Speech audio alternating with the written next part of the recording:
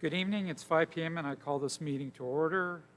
Have any blue cards been received for closed session items? We do not have any blue cards at this time. Thank you. Board will now recess to closed session.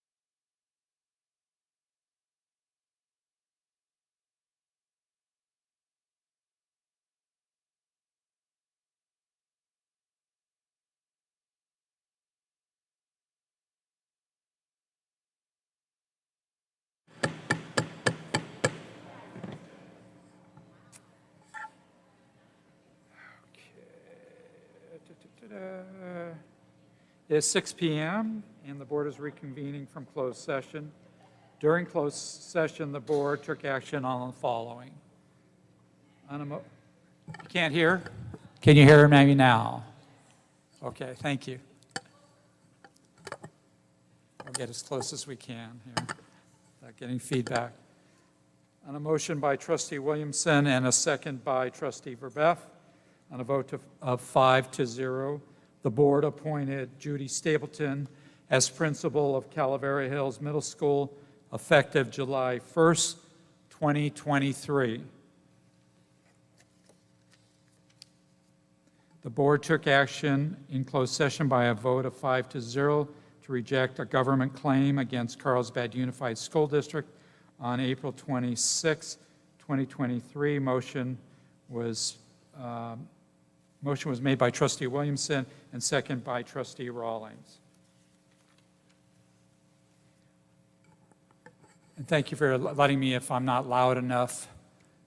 My family accuses me of being too loud, so we'll try to moderate as much. Welcome members of the public, board members and staff. Thank you for attending.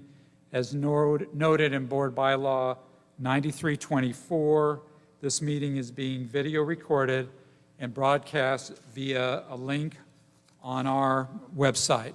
The recording and broadcast may capture images and sounds of those attending the meeting.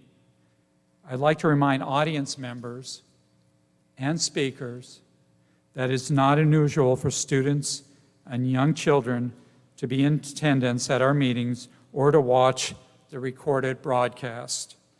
I invite you to model civility and decorum as we go about the business of the board this evening. While I cannot prohibit anyone from using unprofessional language, please think about the students and adults who are watching our proceedings. We'll begin tonight's meeting with Student Board Representative Nick Cepek leading us in the Pledge of Allegiance, followed by Trustee Rawlings leading us in a moment of meditation, Trustee Verbeff reading from the District Vision.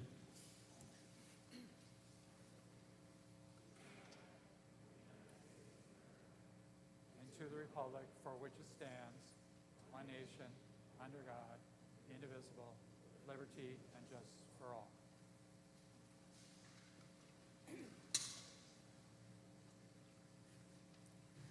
Thank you. And one of my favorite quotes from Frederick Douglass, power concedes nothing without a demand. It never did, and it never will. If there is no struggle, there is no progress. Thank you. Thank you.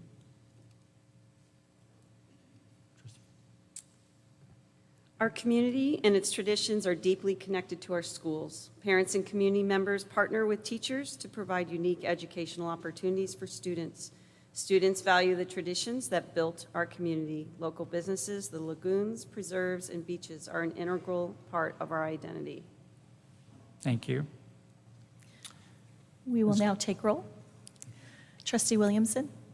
Here. Trustee Ward. Here. Trustee Verbeff. Here. Trustee Rawlings. Here. Trustee Pearson. Here. Thank you. Now we'll move on to Part 4, approval of the agenda.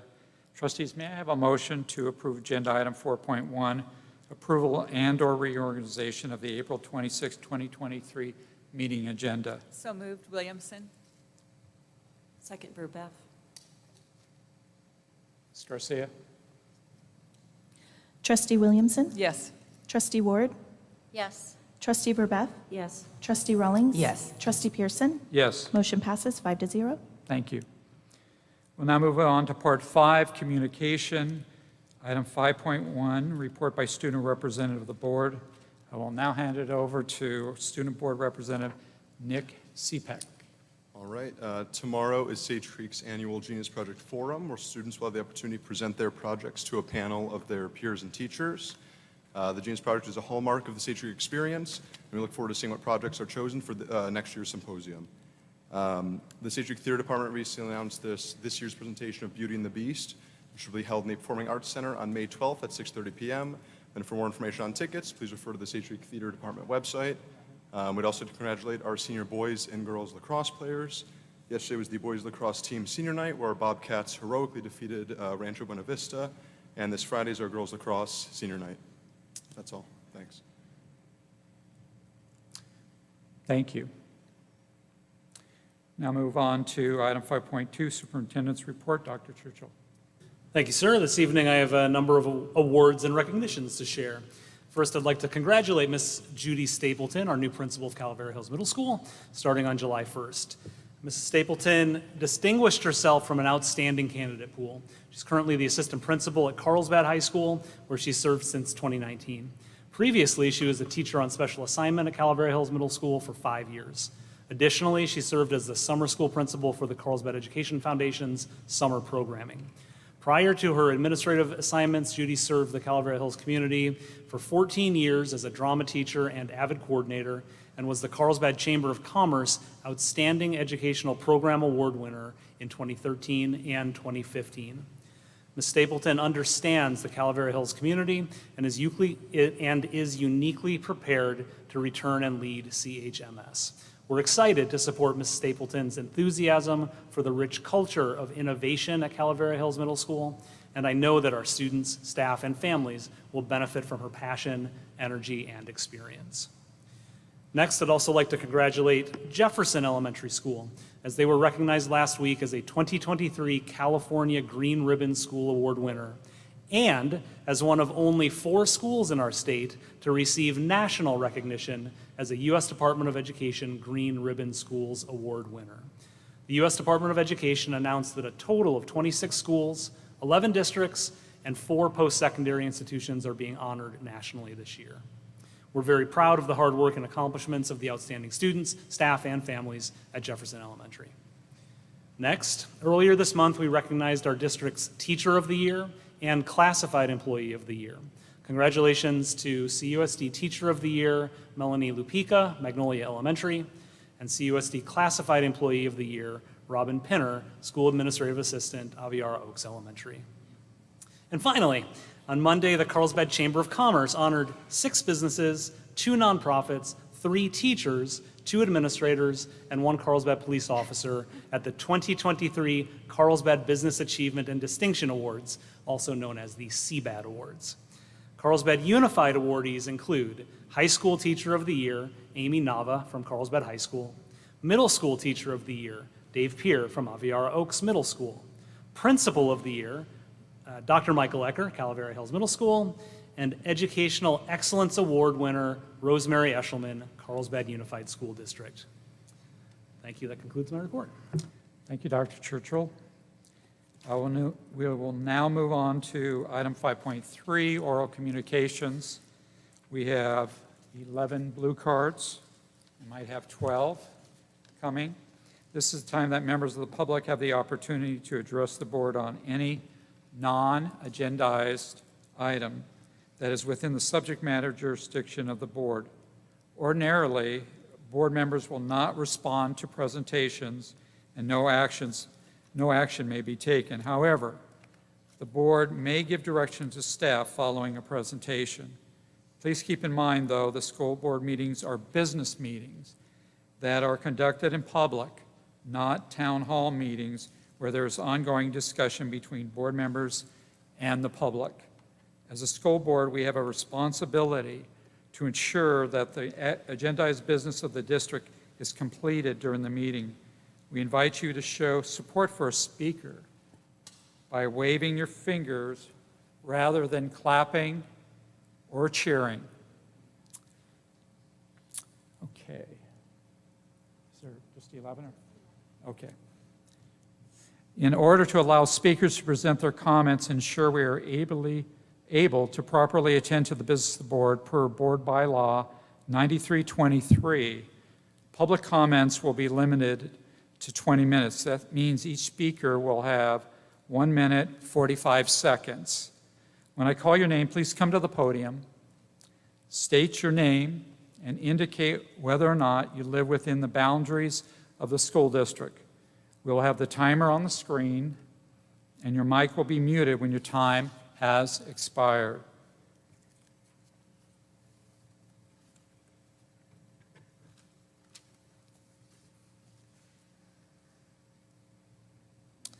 First speaker is Sugal.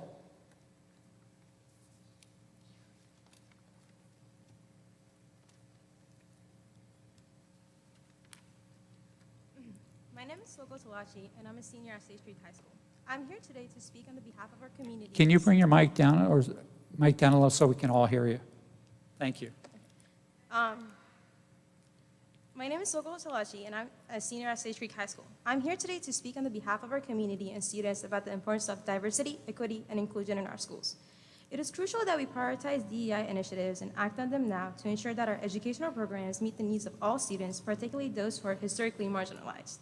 First, I would like to thank Trustee Rawlings, Ward, Pearson, and Williamson for taking the time to meet with us and for making us feel seen.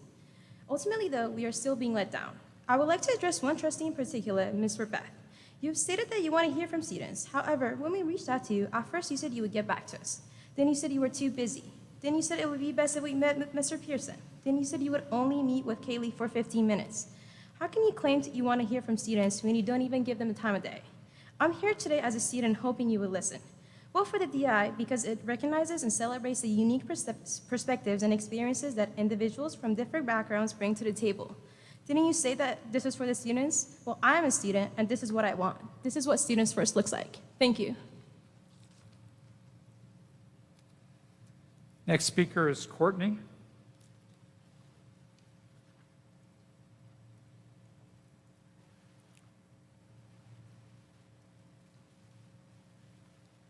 Hello, my name is Courtney Huggins, and I have heard time and time again to report my experiences and speak to administrators. The crazy thing is, I have multiple times, yet the thing that brings me to pause is the fact that I'm not being understood and valued. Why would I reach out to the administration when the only solution you guys give me is to look through a yearbook? Why would I reach out when I feel like nobody around me cares? You want to hear from student voices, you want feedback, but you don't take the time or the effort to reach out to students who are discriminated against, harassed, and called slurs regularly. The kids who are affected daily by these actions are the ones that deserve to be heard, especially when making decisions like these. I am the president of Black Student Union and have been a part of it since my freshman year. As president, I would love to see someone reach out to me or my club advisor to find the right person to come into our club and receive feedback from my members. It would be great to see that for a majority of clubs on campus as well. This way you have the ability to speak with students and hear what they want and not take time away from students after school. You want to hear from students, so here I am. This is what Students First looks like. Thank you.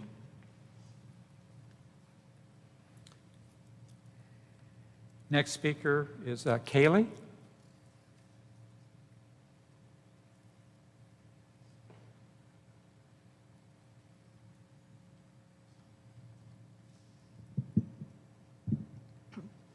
Hello, my name is Kaylee Teagle. Prior to attending this meeting, a couple of board members told us, quote, "Don't you know that DEI isn't on the agenda for April 26th?" Trying to discourage our attendance due to the fear of the uncomfortable. The hatred and discrimination students of color and our LGBTQ+ students have faced is unacceptable and should be addressed. Countless students have submitted some of these incidents of discrimination they have experienced in CUSD, our district. I emailed some of these stories to the entire board, and only one member responded to the email. And in person, Ms. Williamson told us, quote, "Your anonymous stories don't do much. These stories prove that something needs to be done. This is what we want to be added to the DEI plan for the actions and services because you guys want to hear from the students. Get more feedback from all students on campus. Make professional development trainings mandatory. Let there be an unbiased individual with credentials and experience in this field on topics like microaggressions, implicit biases, and special education. This should be a yearly training, not a one-and-done training." Trustee Berveth shared with me that when taking photos for the Carlsbad baseball team, she was, quote, "appalled by what they were saying." I respectfully asked her what she was going to do about this, which she responded to, "It is not in her job description." Only the Board of Trustees have the ability to vote on the DEI plan, and that is in your guys' job descriptions. You guys should vote on the DEI plan so that every student feels like they are seen, welcome, and heard on campus. This plan does not divide students. It brings all of us together, and it doesn't single out any person. This is what Students First looks like. Next speaker is Laura Pitts.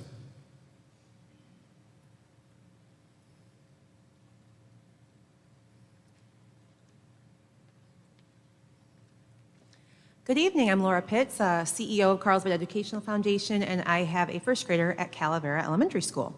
I'm happy to share with all of you the annual report. I gave it to Ms. Garcia today, so you will each have a copy of that today. The highlight, I will say, is a total investment of $1.18 million for last year. And we also get to thank all of our wonderful donors, as well as celebrate individual programs like senior scholarships, music, and robotics. Our gala is on its way. It's coming in 1 month. We have 550 attendees expected right now, and I wanted to thank everyone here in the audience and with of you that will be there to celebrate with us. In the interest of time, what else do I have? Grants. We have a new award process that we are going to do. We are going to be partnering a little bit more closely with the district. We have a subcommittee created that Kasha and Brian Brockett will sit on, and we will collectively work with them with a subgroup of our own board members to make sure that we're going through a process collectively and that we can talk through changes that potentially are needed before a final decision is made. And the district will be notified of grants, hopefully before they enter the summer break. Lastly, well, two things. Number one is summer programs. I wanted to share one thing and remind anyone that's listening tonight that all of our summer programs will have proceeds going back into the district. We are priced less than many of our competitors for exactly the same camp, and so I hope that families will consider our programs first. And lastly, something I wanted to share with you is that yesterday we began our senior scholarship interview process, and I get to sit on that along with two counselors from Carlsbad and Sage and one of our board members. And it was outstanding. We've got a great group of students. We're going to be giving away $50,000 worth of scholarships ranging from $2,500 to $10,000 as the top award. So thank you. Our next speaker is Mike Borello. Good evening, Mike Borello, 27-year resident of Carlsbad. So I wanted to share some deep thoughts tonight, but your temporal handcuffs won't permit that. Full disclosure of thought. So our First Amendment was conceived for a good reason. Unfettered speech before our elected officials to redress grievances with our community as witness. That's the fulcrum of leveraging policies that in turn serve everyone. Screw a speech and you screw the will of the people. I could write an email, but with no assurance of recognition. No witness by community and no benefit to you all by the absence of community reactions. The Brown Act has been hijacked. It's been perverted and used to slough off dissident speech. It's worse than communist China. At least in China, they don't pretend to have free speech. Our founding fathers would be sickened. That's all I've got to say tonight. Thank you. Our next speaker is Kelly LeBerthon.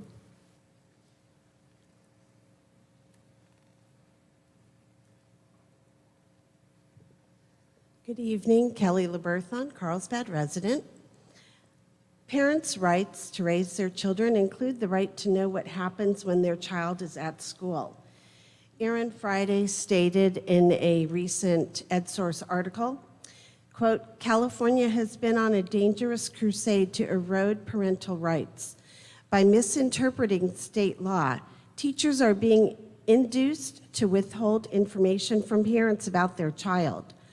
A portion of the state's education code, sometimes called AB 1266, is being incorrectly used to bar parents from learning that their child has adopted a new gender identity. California law does not sanction schools to keep information hidden from parents. Education Code Section 51101A10 requires that teachers provide parents with that child's school records. Federal law requires transparency. Under the Family Educational Rights and Privacy Act, parents have the right to review education records of their children. Parents do not cede their rights to make important life decisions and medical choices for their children to the state and school when they send them off. Thank you. Our next speaker is Tamara Dixon.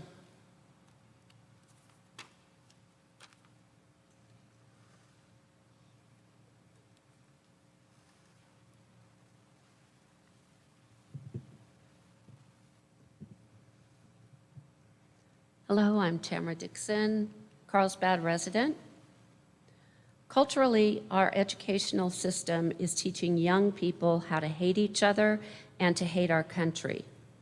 Because of this woke ideology, kids are questioning their gender and their traditional family values.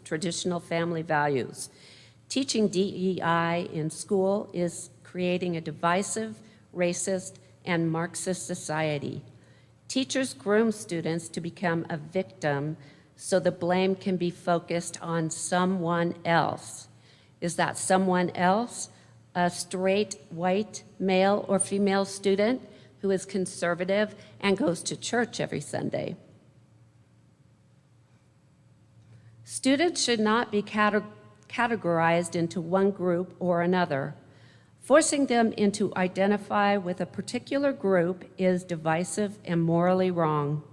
We are all failing our kids. It is the teachers who teach this Marxist ideology and the parents who refuse to step forward to oppose this type of divisive teaching. Come on, parents, let's step up and get involved. Our next speaker is Krisha. Hi, Krisha. I live in the community and I love celebrating our differences. Council member Priya Bhat Patel's letter concerned about importation of far-right ideals, pondering to the demands of a white supremacy, so people who disagree with DEI, which is just a soft term for critical race, is labeled a white supremacist. Let's talk DEI. Diversity. If you have a different opinion than what the far left think, you are not allowed to express it. Otherwise, again, labeled. So no diversity in thought. Equity, again, lowest common denominator, a communist ideology, and not the same as equality, giving every student equal abilities to learn. Inclusion, how can kids feel included if you put them into boxes of oppressor or oppressed, or person of color, or white supremacist? Again, labeling. All these labels are the opposite of what everyone says that the intent of DEI is. How about we don't bring far-right ideas or far-right ideologies into the schools, and we just focus on writing, reading, math, and science? Thank you. Our next speaker is Ishahan Turker.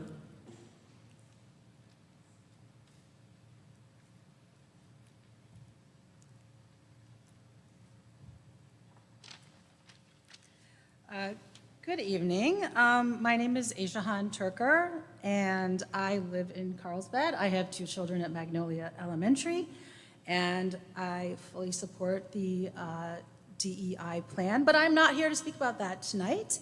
I am here, I think, to give a good example of our community. You might be aware that one of our 3rd grade students, Leland, suffered a serious brain injury earlier this year. Since then, the Magnolia community has rallied around Leland's family. In fact, tonight at that pizza place, there will be a fundraiser where 25% of the proceeds will go directly to benefit Leland's recovery. Many other businesses have done the same. I'd like to personally shout out 2 of our amazing teachers, Dawn Kramer-Pigeon and Danielle Rains, for organizing tonight's event. Leland's teacher, Melanie Lupica, Teacher of the Year of Carlsbad, has been working tirelessly to make sure that Leland's family is supported, as well as her remaining students. Jill Armstrong and Cindy Kramer work with their students to sell Leland Strong bracelets. And this just scratches the surface of everything that everybody has done to support each other and support this family through this really tragic event. So despite what some people might think is happening in our schools, I argue that our schools are showing kindness, they are leading by example, and they are working together for the dignity of all. Thank you, and I hope to see you all tonight. Our next speaker is Scott Davison.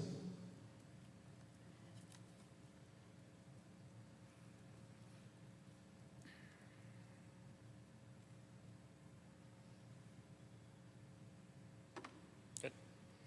My name is Scott Davison, and I live in the district. I applaud these students who came here tonight to support the DEI plan, and I am glad they received support from our teachers and our superintendent. But did you notice that we've only heard from students who support the DEI plan? I actually agree with many of the things that these students are asking for, such as requesting that students who use racial slurs receive consequences for their inappropriate behavior. Of course, that's not what's in our DEI plan, which calls for restorative justice that removes consequences from using racial slurs. There are other things that I agree with them on too, like when they say that CRT is very prevalent, even though our district says it's not being taught. Apparently, only students with one viewpoint feel supported enough to share their views.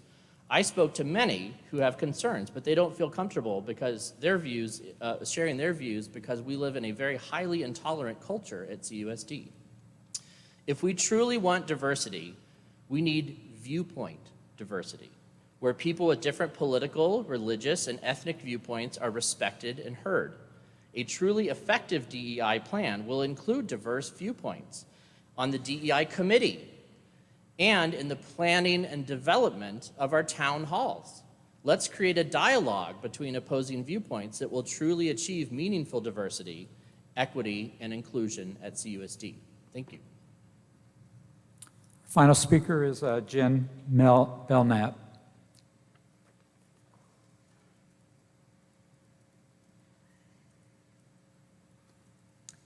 Jen Belknap, I reside in the district and have current CUSD students. In the Carlsbad City Council chamber, a quote on the wall reads, "What is popular for Carlsbad is not always right. What is right for Carlsbad is not always popular." CRT seems to be a popular topic in Carlsbad right now. A student-run social media account recently advocated for teaching CRT in CUSD schools. Some of the adults who liked that pro-CRT post are here in this room tonight. In fact, Trustee Ward's husband, Sam, liked the post. So did the SDCOE. I find this interesting because if you go to CUSD's official website under the DEI tab, the district unequivocally states we do not teach critical race theory in the Carlsbad Unified School District. At the bottom of the page is an FAQ link that explains why CUSD does not teach CRT. Yet a Union Tribune article dated March 12, 2023 quotes Trustee Rawlings 3 times advocating for CRT in CUSD schools. I find this interesting too, because back on March 10th, 2021, during a board meeting, Trustee Rawlings tried to get CRT integrated into our curriculum, but failed to garner a single vote of support from the other trustees. So her request was denied. Trustee Rawlings seems to be in a continuous pursuit of implementing CRT in CUSD schools. Trustee Rawlings is not in compliance with governance. If Trustee Rawlings has a hard time doing the right thing for our CUSD community, instead of choosing the popular thing, I suggest she step aside. Thank you. We now move on to Part 6, Consent Calendar. All matters listed on the consent calendar are considered by the board to be routine and will be enacted by the board in one motion. There will be no discussion on these items prior to the time the board votes on the motion unless there is a board request for one or more specific items to be removed from the consent calendar for discussion. This is time for public comment. Have any blue cards been received? We have not received any blue cards. Thank you. We now move, may I have a motion to, trustees, are there any items to be pulled for discussion? Okay. May I have a motion to approve the consent calendar? So moved, Williamson. Second, Rawlings. Who was the second by? Thank you. We'll now take a vote. Trustee Williamson? Yes. Trustee Ward? Yes. Trustee Verbeff? Yes. Trustee Rawlings? Yes. Trustee Pearson? Yes. Motion passes 5-0. Thank you. We'll now move on to Part 7, discussion action items. Item 7.1, development of the 2023-24 Local Control Accountability Plan, or known as the LCAP. Approval of 2023-24 goals and success indicators. Trustees, this is a discussion action item. I will now hand over to Dr. Nye. Thank you, President Pearson, trustees, and Dr. Churchill. During the study session at our previous board meeting, the board directed staff via consensus to make updates to the draft goals and success indicator document for 2023-24 and bring back changes for approval during this board meeting tonight. The changes that you have tonight are listed in Exhibit A in red, and staff's happy to answer any questions that you might have at this time.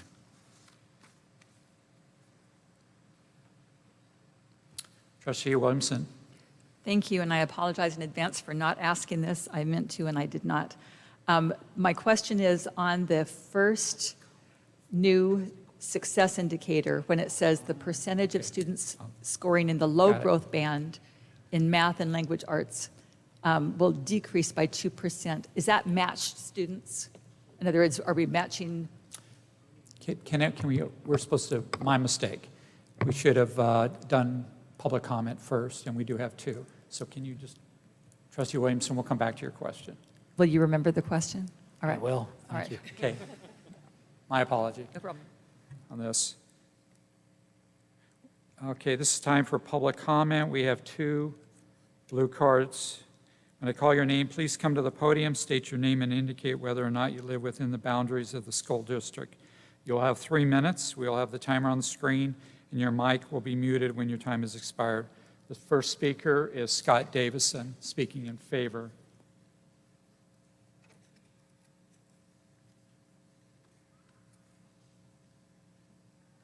My name is Scott Davison, and I live in the district.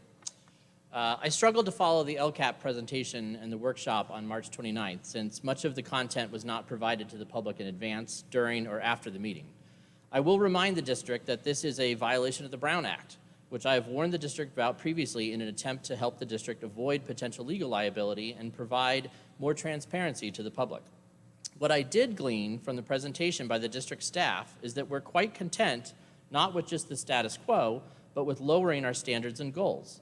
The board didn't object to lowering our goals for school safety and mental health, or discuss the issues with declining confidence by parents, staff, and students in our ability to produce students with critical thinking skills or who are lifelong learners. Despite some fuzzy math offered by the district staff, there is no question that the vast majority of these numbers are going down. I hope tonight that the board will be a bit more inquisitive about where we are as a district and where we want to go. Thank you.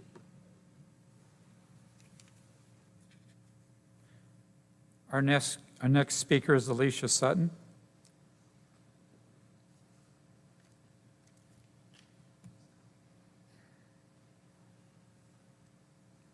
Hello, everyone. My name is Alicia Sutton, and I have 3 kids, and we live in Carlsbad.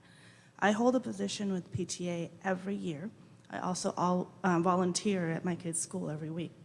I'm always involved with my kids' education, and I appreciate that CUSD gives me my parental right to know as much as I want to know about what my kids are learning in their classrooms.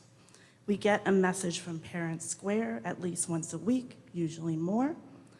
We get an email from our kids' teachers at least once a week as well via Google Classroom, listing our kids' assignments and highlighting what books and topics will be discussed during the upcoming week. I read all of these emails. If I have a question, I can message every teacher using Parents Square. However, the LCAP stakeholders survey results appear to indicate that about 24% of Carlsbad parents are not aware of all the information our school district makes available to all the parents. Florida, Texas, other parts of the country are advocating for parental rights in education, but Carlsbad has been involving parents since my older boy started at Kelly Elementary 10 years ago, probably before that. It's just a matter of how involved each parent wants to be. All parents should be involved in their kids' education. Read the emails that come from Google Classroom every Friday. Find out what your kids will be learning about and what books they'll be reading the next week. If you're unhappy with any of the contents, contact the teacher using Parents Square. If you're unhappy with the teacher's response, make an appointment to talk to the principal. If you're still unhappy, write a letter to the board or come to a board meeting and voice your grievances. Our kids are growing up so fast. Let's spend our time dealing with issues that are actually affecting our kids in Carlsbad. Thank you. Staff, do you have anything to add? No, not at this time. Okay, now we'll go back to questions. Trustee Williamson. Yes, those are cohorted numbers. So they take a baseline test in the fall, and those same students are measured and tracked to the spring. So yes. Thank you. And would that be the same with the STARS assessment? Yeah, the first two success indicators are the STAR. The SBAC, I'm sorry. The SBAC are not cohort numbers. They're different every single year. So those would not be cohorted numbers. So we're not tracking from third grade to fourth grade to see if would it be possible to do the matched cohort of that? Yes. So is that something that maybe when we're having discussion that I would ask my fellow board members if they'd be interested in having that information, and then we could report on that, so we're actually seeing if individual students are making the progress. Yes, if you want to alter the low performance band to make that cohort numbers, we could certainly do that from year to year. Okay, thank you. Trustee Rawlings? Thank you. I did have a question about the implementation of the DEIB plan. And I wanted to know how we could implement 85% of the plan when we're not having the town halls until May, after the next board meeting, and that we won't have a final vote until after school is out. Will that have a problem implementing this plan? It could potentially. You know, we're taking a baseline number, but certainly we're making an educated guess on what those year one initiatives would be, but they could always change based on the survey information that we have available now, as well as the town hall meetings. Correct. But I'm sorry, just to be clear, these are 23-24 goals, so these are for next school year. Right? So we're saying at the end of next school year, this success indicator shows we would complete 85% of next year's tasks at the end of next year. Follow-ups. Trustee Rawlings? And a follow-up to that is that I wanted to find out what the rationale was in scheduling the town halls after the May 19th meeting, and then which would impact the ability to implement, which the reason I'm asking is because it seems to me that we would want to be doing professional development prior to school starting or right at the start of school as part of the implementation process.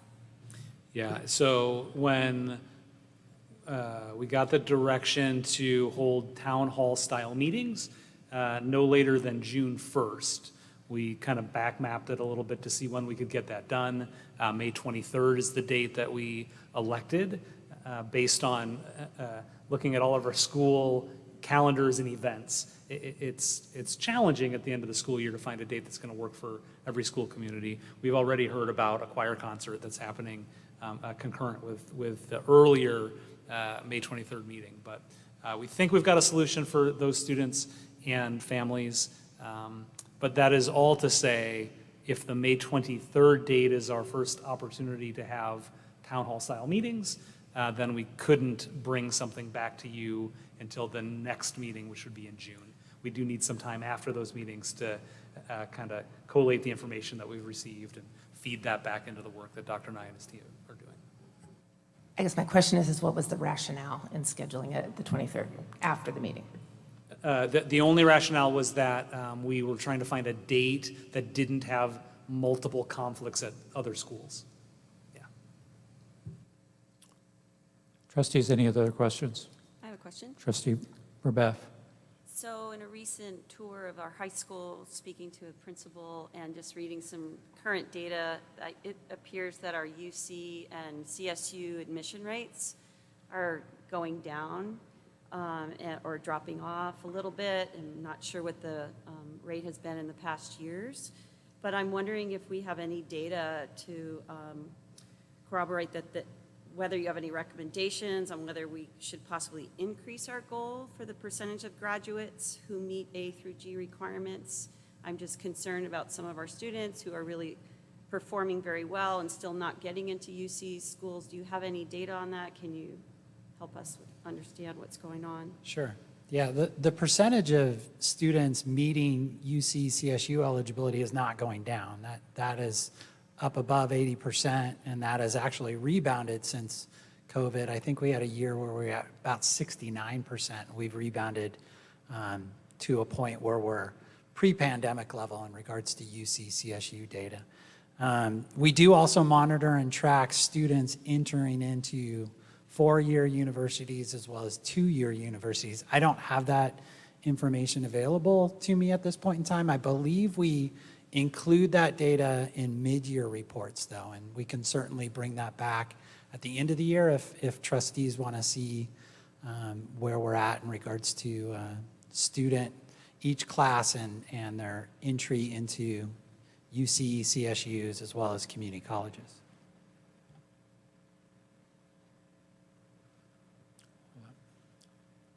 Were you done? Trustee Rawlings. Yes, on the success indicator regarding the career pathways and work-based learning, was there any discussion about connecting the metric with students, so students are aware of all the resources available to them, or if they already have a job, are they connecting with the work experience classes, that sort of thing? Yes, we did have some conversation about this. I appreciate our dialogue as well. Potentially we could modify this particular goal or success indicator to include some language around connecting students. I wrote down the purpose of the career exploration continuum would be to connect students to resources and experiences regarding career exploration. The purpose of the CUSD career exploration continuum is to really just synthesize all of the things that we're doing in one place, in one document, K-12, in regards to career exploration. And then we can better assess, how do we come up with a metric at that point in time? But certainly the goal of that document is to connect the students to the resources themselves listed in the document. We may want to be more explicit, and staff is open to that idea of being more explicit about that being the intention of the document. So some language we'd be open to adding in that area. Any other questions, trustees? Trustee Verbeff. On the mental health, school safety, and social emotional learning, I noticed that our draft target dropped by 5%. Can you help elaborate on why we don't think it's possible to increase this metric? I just think safety is super important, especially this time. And so could you help us understand that? Yeah, we equally believe that safety, security, as well as mental health is a top priority. This was a brand new assessment this year using Kelvin. So we really were taking kind of a shot in the dark, if you will, in regards to metrics and goals specifically around the Kelvin surveys. What we found as we've initiated Kelvin now last year and then this year is we found that those targets are not attainable at this point in time. We believe that the goal that we landed on is still a stretch goal to hit. It would still take significant work and professional development and outreach for student education. But it is a more measurable goal that we think we can achieve. But it is a stretch goal. It's not something that we think is easily achievable. We just haven't come close to that target last year or this year at this point in time. Thank you. Okay, seeing there's no further questions, may I have a motion to approve the goals and success indicators for the 2023-24 Local Control Accountability Plan known as LCAP? So moved, Williamson. Need a second? Second for discussion. Okay, Trustee Rawlings, second the motion. Discussion. Trustee Williamson. So for the item that I had brought up, what my thought is, if I have support from my fellow trustees, is, so it sounds like it is a matched cohort looking at for the STAR data. It is not for the SBAC, because it would narrow the N, it would limit the N so much if it's a matched cohort, because that would, anyway, it would really lower it. Because you lose a whole grade, because they would only be reporting on the students from the third grade who were below basic or who didn't make sense, and then in the fourth grade didn't. So, but if we could get that data on a back tab, I believe it's very important to look at actual individual students to see how many of our lower performing students are the individual students are low performing year after year after year, or have moved out of that, rather than just looking at overall. So I'm fine leaving it the way that it is on the front sheet, but that if we could ask staff to also provide in a report or in a back tab a matched cohort for the SBAC. Trustee Williamson, you're asking the rest of your colleagues here, the rest of the trustees, if they would support that. Do we need that by thumbs, or do we need a separate motion? Does everybody understand what Trustee Williamson is proposing? Trustee Rawlings? I need some more clarification. So when you're talking about individual students, are you tracking them? I'm not sure how you're tracking those students year over year. Are you looking at subgroups? I'm talking about individual students who, as a third grade, all the individual students who did not meet the standard, we would then look at them in the fourth grade and say, okay, there were 300 students that did not meet it in third grade. There were only 200 that didn't meet the standard in fourth grade, rather than looking at, and we're talking about individual matched students. We're not looking at overall.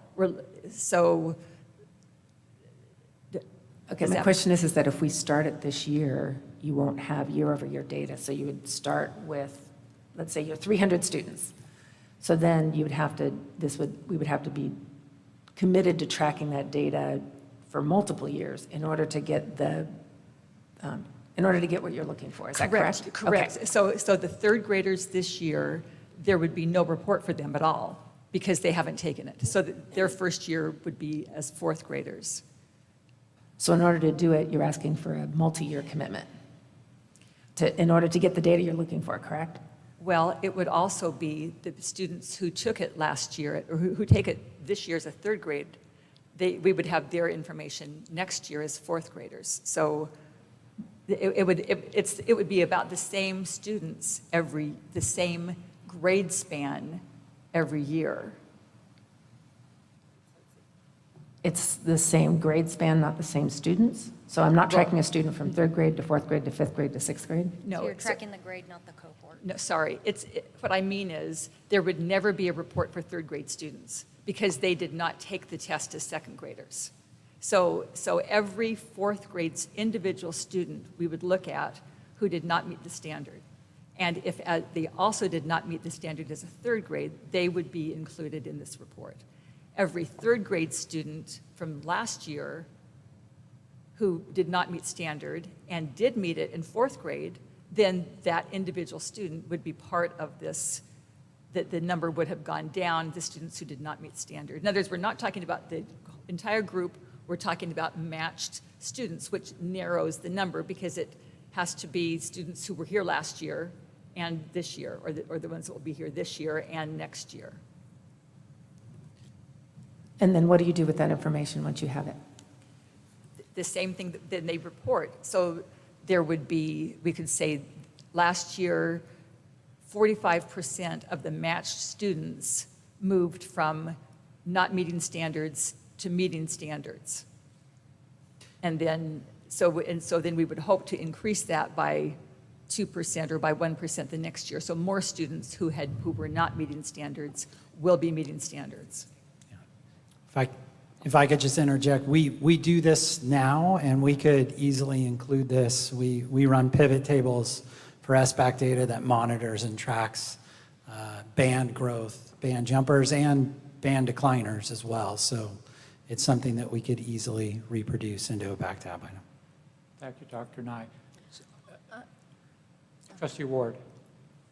Oh, so do we have to finish that up first? Yeah, we want to finish Okay, that one up sure. and see if there's thumbs for that to be added. So we're still on that. Trustee Rawlings. And I remember we had this conversation about 3 years ago, as far as band jumpers and band, then we were looking at the band, so, and I'm not sure why we didn't continue that, but yes, I would support what you're talking about, because we did have that conversation, and I just needed clarification on what you're looking for. Any other questions on this? We need thumbs of support of that. Okay, we've got 5 thumbs to that. Dr. Nye, you said that is possible to do it. Let's move on. Trustee Verbath? Yep. Okay, just, did you have something? No, go I think ahead. you wanted. It's okay. No, it's fine. Go ahead. Okay, so just following up with my question about Success Indicator 4 for Goal 1, college career readiness, is it possible for staff to investigate our UC CSU admission rates over the past 10 years and see if there are any trends that we should be concerned with? Because we were at 82.9%, we dropped to 80, and now our draft target is at 88% or higher. I'm wondering if we could go set that target for 83% like we were at 2020 to 2021. Just would like some more information on that. So we're in discussion right now amongst trustees. So let me see if trustees are, how they think about your point. And this is only because we have been hearing reports that are personal reports from people that we are seeing a decrease in UC CSU admission rates. Yeah. And then we'll come to you. We'll come to you, Dr. Nye. Trustee Williamson. Thank you. So my understanding, Trustee Verbath, is that the admission rates to UC Berkeley and UCLA have decreased last year, and it looks like they're probably decreasing this year, not just in Carlsbad, but in many top-notch districts throughout California. And so is that the data that you were, because we are still having admitted to other UC and Cal State schools. Those two seem to be particularly affected for whatever reason. Is that the data that you were concerned about, or was it something in addition to that? I just need some clarification. Well, I just think we should look at some trends, perhaps, and identify those schools, perhaps, sorry. But is it regarding those two specific schools, or is it students who are meeting the A to G? That's a different, I think those are different, right? So, okay, so could you then, could you then again state what it is that you are concerned about? Well, I just want to look at the trends that we're seeing as far as our admission rates overall. And are there specific schools that we're having a harder time getting into, and maybe why is that happening? And so it's not the A to G rate completion, it is the admission to specific colleges. So, okay, all right. Trustee Ward, and then Trustee Rawlings. Yeah, so in regard to that, just curious, so where are you getting your data? Like, where is that coming from, that information? Well, we talked to a principal in our school district. And they told you that? Mm-hmm. Okay. That our admission rates to UCs? They're becoming more difficult. We're not getting in as much as we were. Okay. Yeah, just did a tour last week. Okay. Yeah. Trustee Rawlings. Then you mentioned 80% and 83%. Are you talking about the A through G that you want to change that for our success indicators, or do you want to add a success indicator that talks about UCs and, I'm confused on what your request is. If you want to add one, or if you want to increase the percentages for A through G, or what your request is. I guess I'm just concerned that,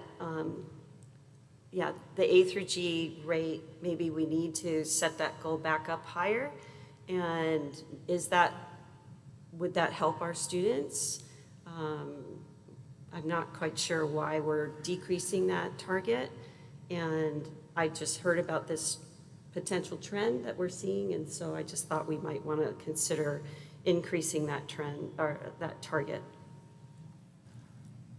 Okay, I was just going to say, I would not be in favor of that, because our goal is 80% or higher, and we've hit higher than that. We've hit 82.9 has been the results. And from my perspective, the A through G, I agree with having it there, but the problem with it is that it oftentimes restricts students from electives that they want to take and some of the career pathways that they want to pursue when they have to do an athletes. It keeps athletes from taking additional electives that they want. So I would not be in favor of increasing it to 85% or higher, or 90% or higher. I think that 80% or higher captures the additional amounts that we could get. So that's where I stand on that success indicator. Trustee Williamson? I would support asking staff to present us with a report of, and we used to get this, of where our students are being accepted, and share, especially in the UC and Cal State schools, as well as Ivy League, and compare that perhaps with previous years, if that's not something that would take an inordinate amount of time. I know that it would certainly be easy for this year. I don't know if records have always been kept, but I believe that if that would be helpful to you to see if that trend that the principal did share seems to be actually a trend down as he had indicated it was. So I would support that long as staff explain some of the macro effects going on with college admissions, because there's a whole bunch of things going on in our country and in California that impact admissions. And not to discuss that, but I would, if that satisfies Trustee Verbeff and that supports what you're saying, Trustee Williamson, I would support something of that effect, so we know what are the macro effects, not just the percentages. Because without knowing the reasons, to me, that I won't support just the reasons for it. Trustee Rawlings. Can I ask how this is supporting our LCAP, our goals, and our success indicators? If we collect the data, what is that doing for what we're talking about right here? Trustee Williamson. I'm trying to support what a fellow board member has brought up. And in my mind, we want to have, when we say to ensure that students demonstrate academic growth and proficiency so they leave TK ready for college career, if for some reason they are not having the qualifications that they need to go to the college they want, I think that's information that we should be able to provide them. And so I think that's how it fits. Okay. I'm not opposed to that. I'm just saying that I think so what I'm hearing is that data would not be connected to the success indicator, or would not necessarily be connected to the goal. That we would have 30% of our students going to UC schools, let's say. That's not what you're not attempting to connect it to our success indicators. I would not be advocating adding a success indicator related to which schools they are being accepted in. Okay, that's my question. Yes. So if we're just gathering data as more informational, then I could support that. So before we take thumbs, Dr. Nye, I know you've been monitoring the conversation, the discussion here. Would you mind, I think you get a sense where we're at and Yeah. what our concern is. So we do get a report from National Clearinghouse which lists each class and where they are going to school. So whether that be a UC, CSU, it lists them out by number, and we could certainly compile that information so you can see trends in that regard. And it lists community colleges as well. So that's a report that's pretty easily accessible that we could provide. With the macro, I just want to get clarity, a little bit more clarity so get some national and statewide trends on college admission. Let me give you an example, Dr. Nye. My example may not be truthful this year. Past years, this was true. Could you speak right closer? I'll get closer. All right.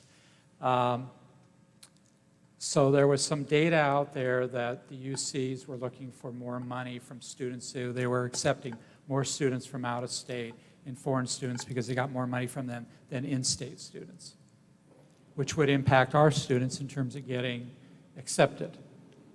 That's the macro. That's an example of the macro impact. Yeah, that would take a little bit more time, but we could certainly try to explore, what are some of those potential barriers. just to make the distinction, A to G makes students college, UC and CSU eligible. It doesn't guarantee them admission into their college of choice. It gives them a scope and sequence of classes that make them UC, CSU eligible. Our college going rate is something different. Students may be eligible, but for numerous reasons, they may choose to go into the workplace directly after high school. They may choose to go to vocational school or a trade school. So, the goal is to make them eligible, and then obviously that's the A to G rate, but we could certainly look at where our students are going and provide that data, historically from the last 10 years, let's say. Dr. Churchill? Thank you, Dr. Nye. Yeah, I just wanted to jump in and make sure that we were clear with you what we can provide and what we can't provide. We have a data sharing agreement with the National Clearinghouse organization that allows them to know students and track where they are in college. National Clearinghouse can only track the colleges and universities in the United States that upload that information to the National Clearinghouse. We understand it's about 90% or so. Many private institutions are not captured. So it's anecdotal data at best that is reported back. We find it useful, right? Because it tells us year over year, what number of kids are going to Maricosta College or Palomar College, what number of kids are going to Cal Poly SLO and UCLA and any number of colleges. However, to draw any conclusions about our effectiveness as a school system based on the relative number of kids that go to Cal Berkeley each year, I think is not fair. I think, to Mr. Pearson's point, the macro forces at work here about the affordability of college in America, about any number of drivers, both economic, social, cultural, political, whatever those are, we're not in a position to assess and evaluate.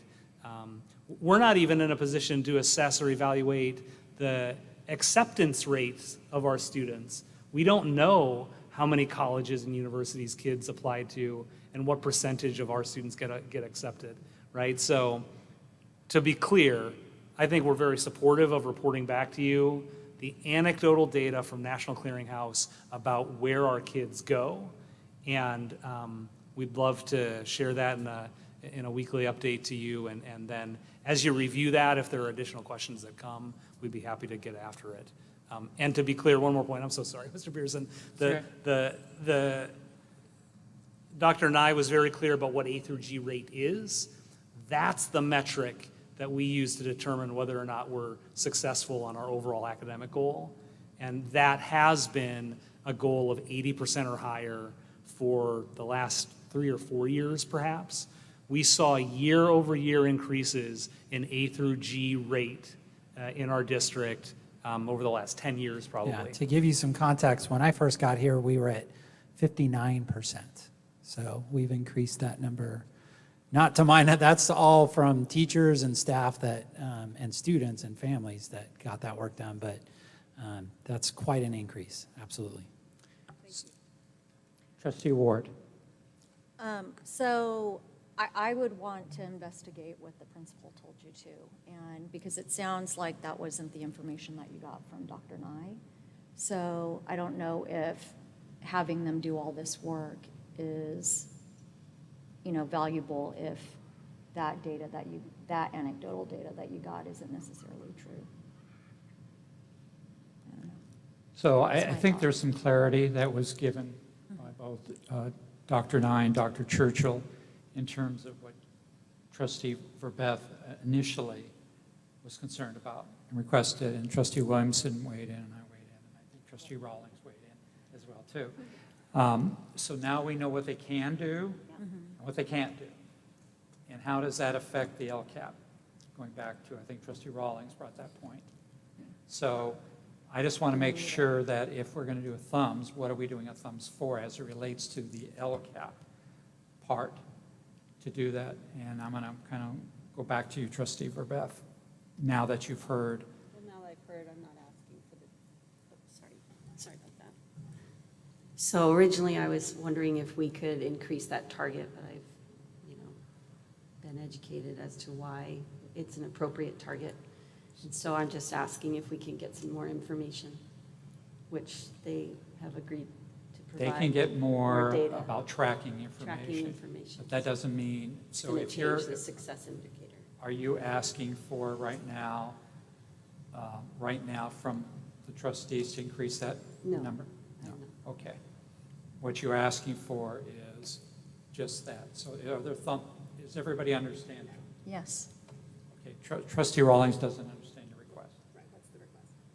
I can read it back. Thank you. Staff to share a report about where our students are being accepted into college and compare that with prior years to the extent possible. Please provide in a future Friday report. And we can do that, and that's not time consuming. Trustee Rawlings, do you understand that? And just to confirm, that's not connected to a success indicator? Or any, Correct. That this is something, I'm viewing this as a trustee request that comes as part of the discussion, no impact on the success indicator. thank you, now I understand. Everybody clear? Yes. Everybody clear? Okay. Are there thumbs for that request? Okay, so there's 4-1 on the request. Thank you.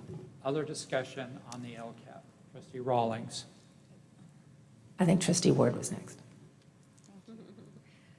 Well, I had a couple questions.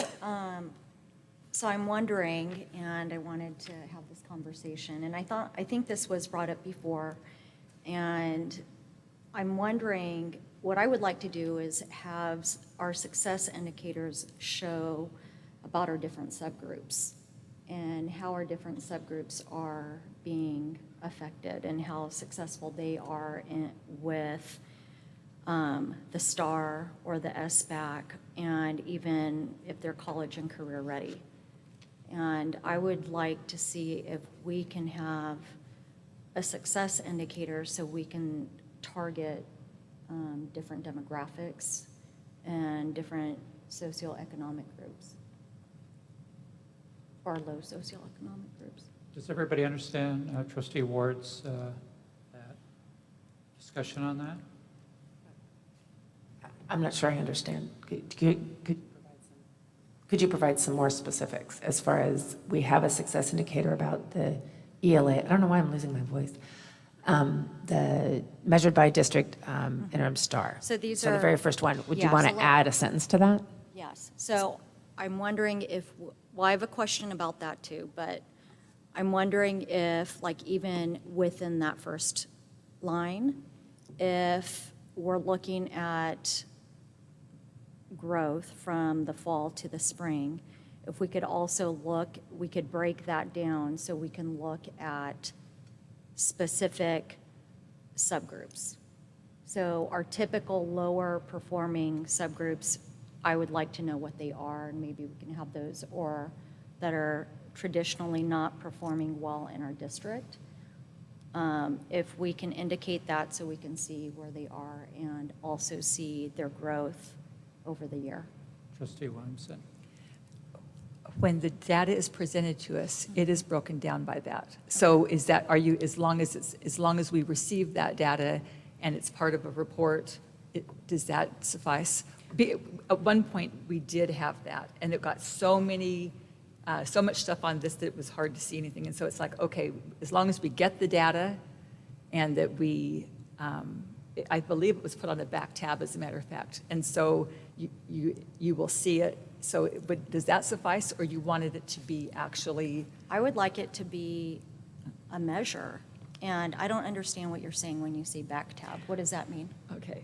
This one doesn't have it, but when this is finalized, there will be several other tabs. Okay. And there will be a tab that will show subgroups. There will be a tab that will show previous years. So And almost. is it measured the same exact way? So it will show fall too, for the Yes. different subgroups? And it will quite often show previous years. I mean, so it will look very much like this, but it will be in more detail. They drill down, they drill down by school. They drill down by class, by grade level. So they mix it, they drill down in many ways. Okay, so not looking, I mean, great that they give us that information by school or class, but I'm also And by looking subgroup. for Yes. different subgroups. Yes, absolutely. Okay. Is that correct, Rob? Yes, we break it down by numerous subgroups, socioeconomically disadvantaged, English language learners, special education. We'll do that by site. We traditionally do that for SBAC. We have not done that, to my knowledge, traditionally. We keep internal records of that for STAR, but I don't believe we've included that. We certainly could include that moving forward, though.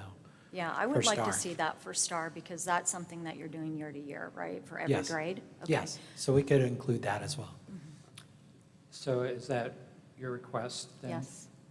Does everybody understand the request from trustee Ward, trustee Rawlings?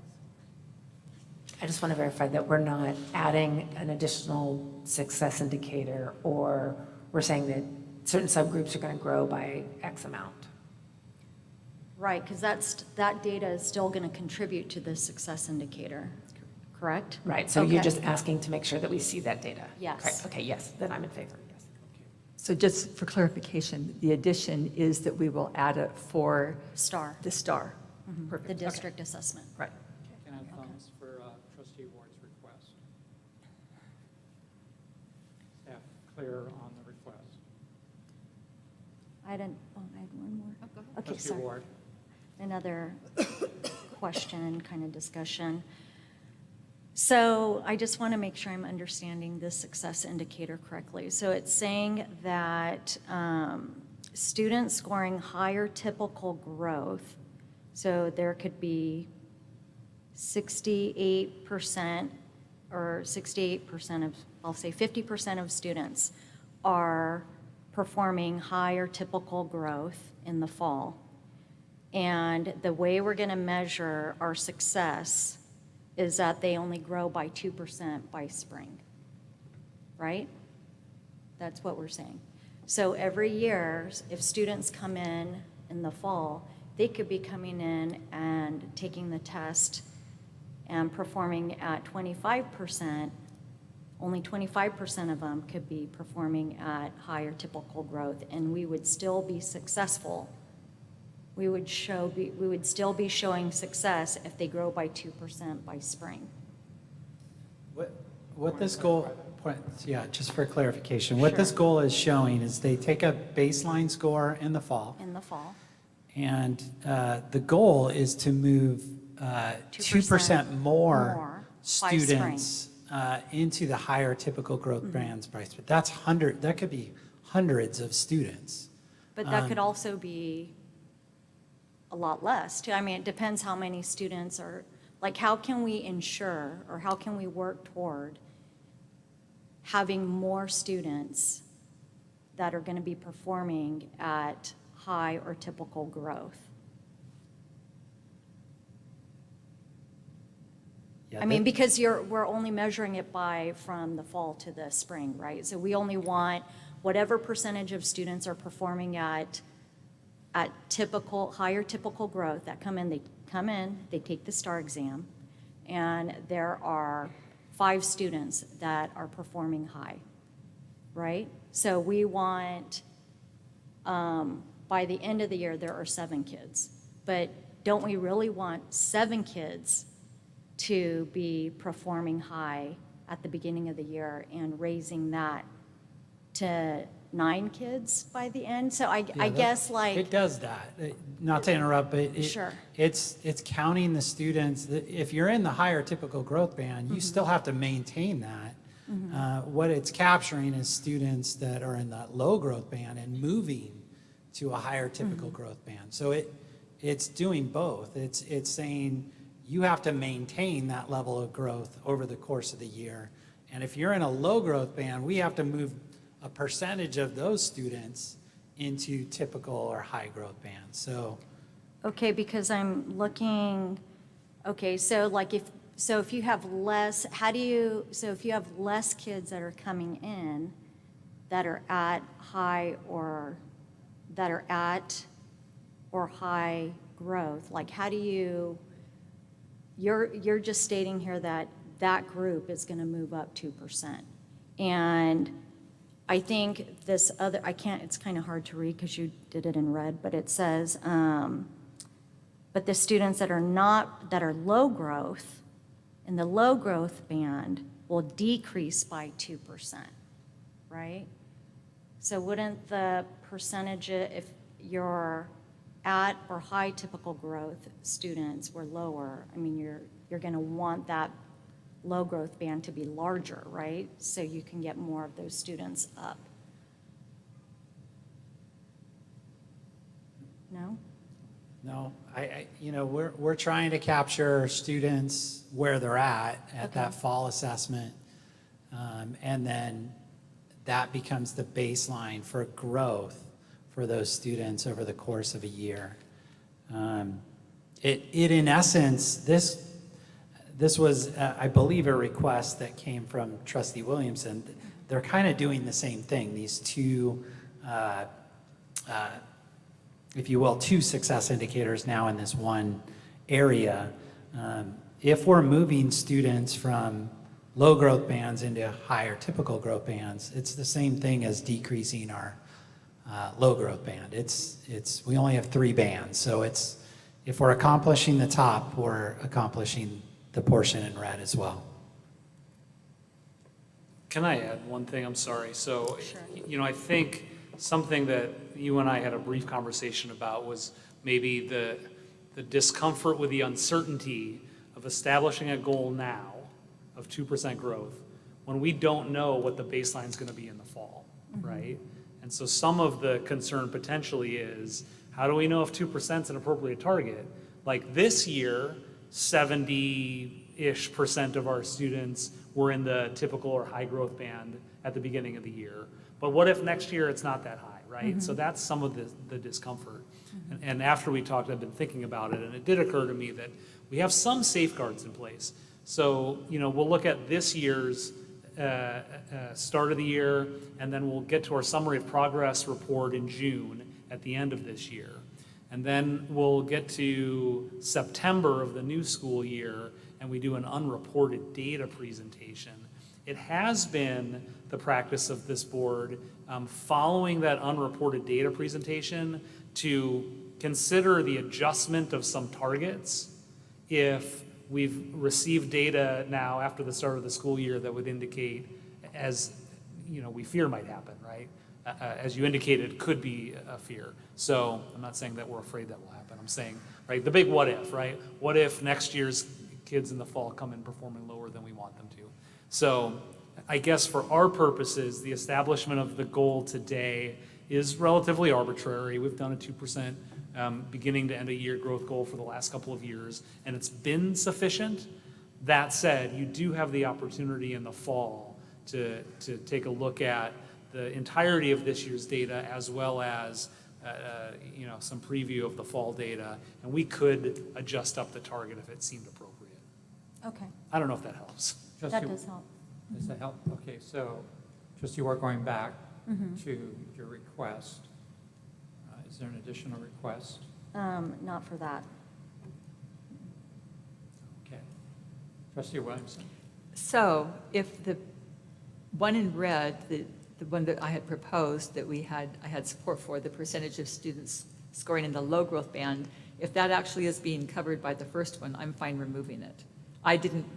Thinking about that there are only 3 bands, not 4 or 5, which is what we've had in the past, that with the SBAC, then it really doesn't make sense to have that one for, it really doesn't make sense to have that one for the STAR, because we're saying the same thing twice. So I'm fine removing it for STAR, not for SBAC. Is that, you want to get consensus from? Yes. Okay, so why don't you restate what you want consensus from? Because the one that I asked that we add is actually redundant with the one that was already in place, which was the percentage of students scoring high or typical growth in math and ELA measured by district interim star assessment will increase 2%. That is redundant with the percentage of students scoring in the low growth band will decrease by 2%. It's saying the same thing. So I'm saying I'm fine removing the one that right now is in red, which is talking about decreasing 2%. Because whatever we increase by, we're going to be decreasing the other one by that same percent. Do all the trustees understand? How many thumbs do we have? Okay. Dr. Nye. And I'm sorry, just to be clear, so when someone makes a motion this evening to approve this, there is a motion on the floor. So we will just have to either modify the motion, amend the motion, or understand that it's not approved as written, it's approved with the changes. Can I request that we have a running tab so that you will, Got it. you'll state the changes, and then I made the motion, I'll then amend my motion, but, okay, thank you. Other discussion items? Trustee Rawlings. Thank you. I have a concern about the diversity, equity, and inclusion belonging plan and its ability to be implemented appropriately based on the success indicator. I do have a concern that we had a running document of when we were going to schedule meetings, and my hope is that we would be able to have a document before the public for final approval before school lets out. And I personally don't believe that, I think there's been a lot of interest in that. I think there's lots of folks that are wanting to give input and I think want to be involved in that final approval process. And I think we're doing a disservice by not having that meeting before school lets out. So from my perspective, I would like to suggest that, and I think it would help with the implementation of the 85% of the, for the first year, because a lot of those professional developments and those types of things you need to make those arrangements ahead of time to be able to get professional development in this area. So I'm suggesting that we schedule a special meeting on June 7th that's committed just to for approval of the diversity, equity, and inclusion belonging plan so we can have it hopefully completed, approved, any amendments done before school is out. And then we could take that off of the agenda for the June meeting. I have a question for you, Trustee Rawlings. Yes. How does that fit into that discussion about timeline with staff? Again, staff did say that there could be, there might be some issues with professional development if scheduling that's professional development if we don't have an approved plan with actions and services by the beginning or before school lets out. Because you have to secure, let's say, potentially teachers on special assignment or consultants, or you need to secure those things prior to school letting out, because it's harder to get those people prior to that happening or after that happens. I understood and clarify for me, Dr. Nye or Dr. Churchill, that the forums and aggregating everything would take longer than that timeline to meet on June 7th. And if I got it wrong, please clarify. Is that? We're going to call them listening and learning sessions. Yes. And those are scheduled on May 23rd. So, sorry, I was trying to pull up my calendar at the same time. It gives us 2 weeks in between town. Staff is open to whatever the board requests at this point in time. If you vote to have a special meeting and you want us to have the data ready, we'll have the data ready. Or we'll bring the information at the regular scheduled meeting. So either way, staff's fine. Okay. Any comments about that request? That's actual change. And that's time to disaggregate the data from the surveys too, right? that gives you Yeah, enough both. time to do that? Okay. Trustee Williamson. I would, if staff feels that that's prudent, then I'm fine. But if that's such a busy time of year, we've taken a long time on the DEI plan to rush it at the very end in order to meet a deadline that I'm not sure that that deadline really will have that much of an, I don't know that it needs to be done before school is out. So I would hate to rush it and maybe not give due consideration to some of the feedback. Sometimes you kind of have to sit on something and let staff talk about it. It's such a busy time of year. There's stuff going on every day. So I would hesitate to move it forward. I mean, if we want to, my guess is most, I don't know that we'd be moving it forward 2 weeks. Is that what you're asking?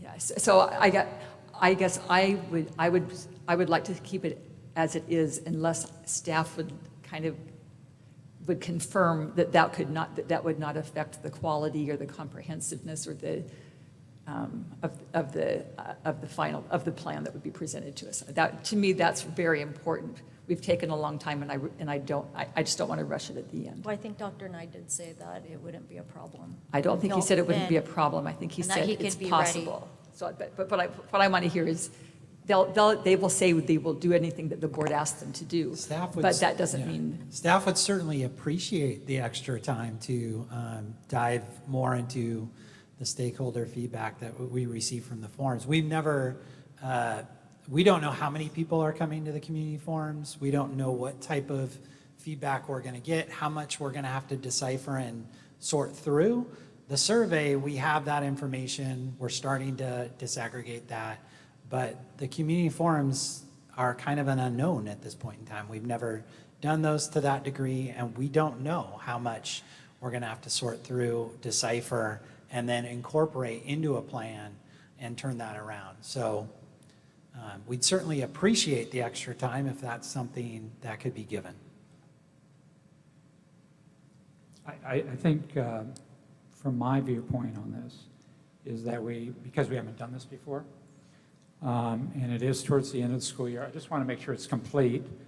We're not rushing something that we might miss, or we're not getting a full evaluation and staff full 100% being able to dive into some things that may take a little more time. We don't know what we don't know at this point. I think that's what I heard.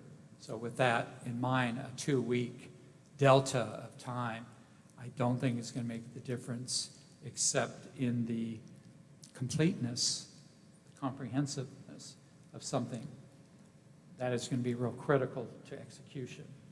And so that's the reason why I support keeping the time frame that we have now. What is the time frame? What's the? But right now, it's scheduled for the June 21st meeting. But I will say, too, that it's been on our running calendar for May 19th, and unfortunately, the committee, booked the forums for after that meeting, which that's where I was a little bit concerned that the committee, didn't take that into consideration as well. And I expressed this concern back in February, that I really wanted to have this thing complete. We've been working on it for 2 years, and and the fact that, that our constituents and the people that have been meeting after meeting after meeting to discuss this, many of them are going to be on vacation, off to college, off to, doing other things, and it's not going to be during the school year. And so that's why I think that, personally, I think we're doing our constituents a disservice for a 2-week period of time. But again, I expressed this concern back in February before we were even working with, having forums or looking at, while these things were being scheduled. It's been on the calendar since, I think it's been since, it would be February, that's where that was going to be. And then because the forums were scheduled when they were, now it's been pushed back. Just in fairness to the process, some of the delay was because we had 2 new trustees and we wanted to make sure that we gave the 2 new trustees as much time as they needed to get up to speed on something that was very critical to our district. And I think we did right by doing that personally and as a trustee. So I hear your point, Trustee Rawlings. I hear your point clearly on that. That hasn't changed my position. So, to Trustee Rawlings' request, then I think we should take thumbs and see how many thumbs we have to move that up. First of all, are all trustees clear about Trustee Rawlings' request? Trustee Ward? No, I'm asking. I just want to make sure everybody's clear about Trustee Rawlings. Yes, I'm Okay. clear, and I'm just wondering too, like what, I know more time is always great, but is it really just the data that you would need to gather from the town hall meetings? And you said that, Rob, you said that all the survey results are already you're already diving into that. So it's really the town hall information that you would just need to get together. Is that correct? Yes. Okay. So it's not a whole lot of other things, it's that information. Yeah, it's that in conjunction with incorporating that into a plan. Right. So, yeah, it's both of those things. Okay, so we're going to go ahead and take thumbs to all those in favor of moving up the date.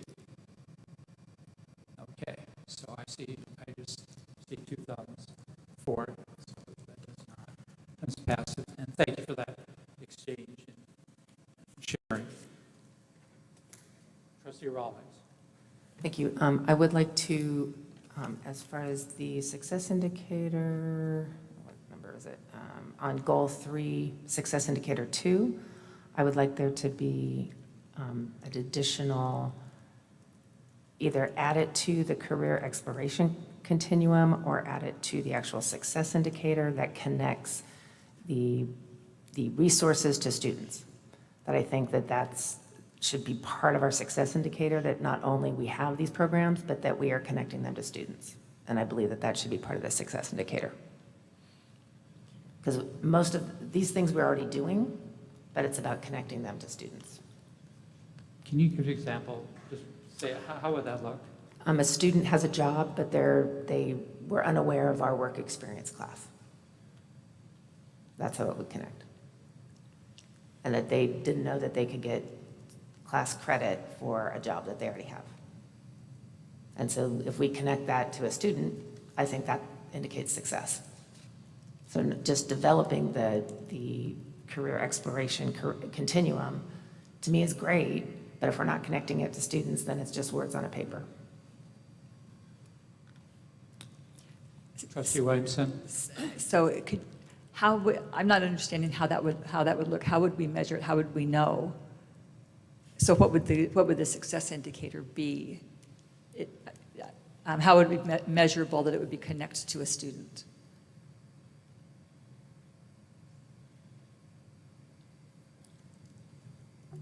That, I don't know, 20% of our students are participating in at least one of the resources in the career exploration continuum. It would be a lot more, because I think every student in 5th grade participates in BizTown, for instance. So that's a connection, right?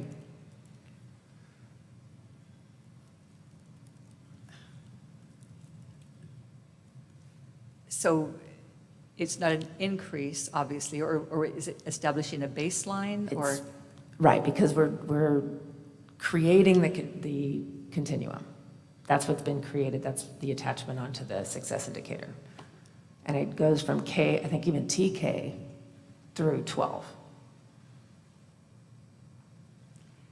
And so what we're saying is we have a work experience class, but then how many students are in that class, for instance? How many students have, achieved or filled out paperwork for a work permit? Or how many students went to the job fair at Sage Creek a few weeks ago? how many students actually went to one of the booths. I mean, just because we have the programs doesn't mean we're connecting them to students. So that's my point. Is that data that's currently collected? No, because we're just establishing this now. So that's Right, why I'm right, asking. right. So right now, none of that We're data- establishing the baseline. So all we're saying is that as part of the continuum, that we are connecting to students. Would that continuum, and maybe, would that continuum include identifying ways of success as far as the data that you're talking about, collecting those facts? Would that be, so rather than that being a success indicator, that would be, you simply would give direction, that would be included as part of that, ways to For collect this it? year, because you have to establish a baseline. Right, Right, so for it this would year. not be changing the success indicator, it would just be saying that should be part of this continuum, because I'm. Well, because all we're doing is establishing the baseline. So as the part of the establishment would be connecting to students. Because if you read the success indicator, it says establish a baseline of current work-based learning experiences. So it's the resources. By completing the CUSD career exploration continuum so that a growth metric can be developed in future years. So the growth metric would be how it's impacting students, right? That's not what it says, though. If you read the continuum, it doesn't say anything about how it connects to students. If I may, I'm sorry, I believe that Trustee Rawlings is describing our intention for this success indicator. We're establishing a baseline, and perhaps I should read a baseline number of students engaged in current work-based learning experiences, right? But that's the point. Our baseline would include, and Dr. Nye, tell me if I've totally missed it, but here are all the things that we're offering, and here's how many kids are in them. And then the next year we set the growth goal. But that's not what it says. The current success indicator doesn't say that. It doesn't say how many kids, it just says we have all this stuff. But it doesn't say, and this is how many kids are participating, right? So that's all I was getting at. So we could add like just a couple words here, establish a baseline for students, number of students in current work-based learning experiences. And that's possible. Yes, we wanted to start with actually getting a comprehensive list together of exactly what is a work-based learning experience. And then we will begin matching how many students are involved in each one of those activities, and then establish some type of growth target from that point. But the first part is to actually complete that CUSD career exploration continuum, and then also try to capture how many students are involved in each one of those activities. We're talking about hundreds and hundreds of activities K-12, and so yeah, this is going to be a challenging one for us. We really struggled with what this could look like, and what is a work-based learning experience. And so we're still wrapping our heads around this one. But I do agree with Trustee Rawlings. It does us no good to establish a list if we're not connecting students to that list. And so that is the intention. It's not stated here, though. I agree with you. So first of all, all the trustees understand what Trustee Rawlings is requesting in the change in the language on that, or the addition. Yes. And Trustee again, Williamson. I assumed that part of this continuum was who's involved, so as long as that's part of the continuum, then you're fine with it? Yes, but it's not. That's why what Dr. Nye and I discussed is just adding a few words to the success indicator that connects those things, because all it is right now a list. So we're compiling all the stuff that we're doing. So what I heard him say, I thought, was there's going to be they're going to first develop the list, and then they're going to indicate what students are participating. Is that not what you just said? That's the intention, yes, but it's not obviously stated here to that degree. Okay. And that's what I'm asking for, is that it be stated. Okay, thank you, I got it. Okay, are we ready to do thumbs, or does some of the trustees need clarification? No, I need to know what words we're going to be saying, because we're going to be voting on this tonight. So we need to Dr. Churchill, do you have the words that you're going to be amending this to? Or are we not going to be voting on it? No, we would love for you to vote on this evening, Okay. so. Okay, then let's not move on Sorry, until- I'm wordsmithing here. So establish a baseline, including the number of students involved in current work-based learning experiences. Does that work? Everybody understand? How many thumbs? 5. Okay, moving on. Okay. Wow, okay. I'm ready to amend it. Okay, so our next step, if there's not any more further discussion, Dr. Churchill, we had a lot of suggestions, we had some changes. Do we need to go through all those and amend the motion to include those? Yes, there are only two changes to success indicators that we've received So those are the only thumbs. things we need to amend on the motion. Correct. So if Trustee Williamson would amend her motion to include to include the removal of the new target for the low growth band in the success indicator for STAR, as well as adding the verbiage that we just discussed, establish a baseline, including the number of students involved in work-based learning. So amended. Second. Okay, so now we need to vote on the amendment. No, we're not. But we won't do it, okay. So, as such, it's amended. What's the second one? The first one is removing the low growth band target, and the second one was adding the words, including the number of students. So now I think we're ready to vote. You want to repeat that again, Trustee Williamson? I believe we are now ready to vote. Okay. Okay. So, do we need to call for a vote? Okay, Trustee Williamson? Yes. Trustee Ward? Yes. Trustee Verbath? Yes. Trustee Rawlings? Yes. Trustee Pearson? Yes. Motion passes 5-0. Move on. Okay. By the way, trustees, thank you. Thank you for all that. We now move on to item 7.2. Is your microphone on? Is your microphone on? Yes, it is. I'm not speaking loud enough, am I?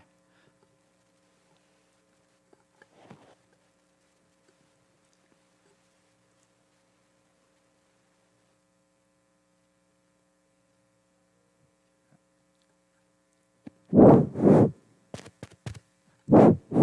going to be eating my mic. I just want you to know. Okay, I will do it so everyone can hear. Item 7.2, approval resolution number 25-2223, authorizing a preliminary guaranteed maximum price, execution and delivery of a site lease, sublease, construction services agreement, and other acts relating to the district's Valley Middle School modernization project. Trustees, this is a discussion action item. I will now hand over to Mr. Eric Dill. Thank you, and this will be, I'll get all of my good evenings out of the way for the next 3 items. Good evening, trustees. I think most of the information is right in the motion that President Pearson mentioned, but I will point out that this is establishing a preliminary price for the scope of work that the board has previously reviewed, considered, and given us the go-ahead to move forward on. The price that we have preliminarily is $2.1 million higher than we had estimated previously, and this is going to be a recurring theme as we continue to bring projects forward, and it is a result of the current construction bidding market. In approving this item, this will allow our construction manager, CW Driver, to work more closely with the architect and get actual bids locked in for the final guaranteed maximum price, which we are always looking for ways to tighten up the cost of a project while still delivering on what we had hoped to accomplish by the end of the project. So, there are still opportunities for us to work with the architect and the builder to do some value engineering on this project, and our goal as always will be to bring it in below the guaranteed maximum price when we get to the final version of that. And so that's where we stand at this point. And and I also would say at this point, I would not recommend going back to the drawing board at this point to try and find $2 million of savings right now, simply because any pause in this, one, would jeopardize the work that I'll talk about in item 7.3 that we hope to accomplish this summer. But in all likelihood, the longer we wait, the more costly things will be. So we're really hoping to get bids locked in the next couple of months and before prices continue to rise. Thank you, Mr. Dill. This is time for public comment. Have any blue cards been received? We do not have any blue cards. Thank you. Staff, do you have anything to add, Mr. Dill? Okay. Trustees, do you have any questions? Trustee Rawlings. Thank you. When it comes to the projects that are in Section 5 or Stage 5, is that what we would be pulling from in order to meet the need on this one? Or are we going to have to dive into 4 or 3? Really, Phase 5 is the lowest priority projects that the board established back in 2018 with the facilities master plan when it was adopted. So that was always the place that we looked at. If we had cost escalation in phases 1 through 4, it could be at the expense of projects in 5. If you recall, when we had our last facilities workshop, we spoke about how at some point in the future we may have to place value and reconsider the projects that are in 5 when we get to that point. And so to your question, yes, we would be looking ultimately to pull those dollars forward if we don't find 2.1 million savings between now and when we get there on the projects we have in Phase 2B, Phase 3, Phase 4, or even the ones that we're awarding now. If we can't scrape together some savings to cover that cost down the road, we would potentially be looking at eliminating that cost in our final phase. Thank That was you. a long way for me to say yes. Any other questions?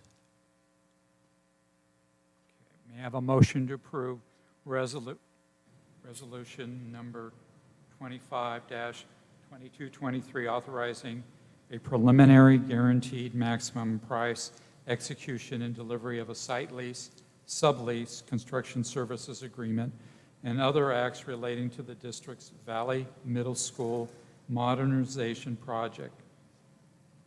So moved, Williamson. Second, Rawlings.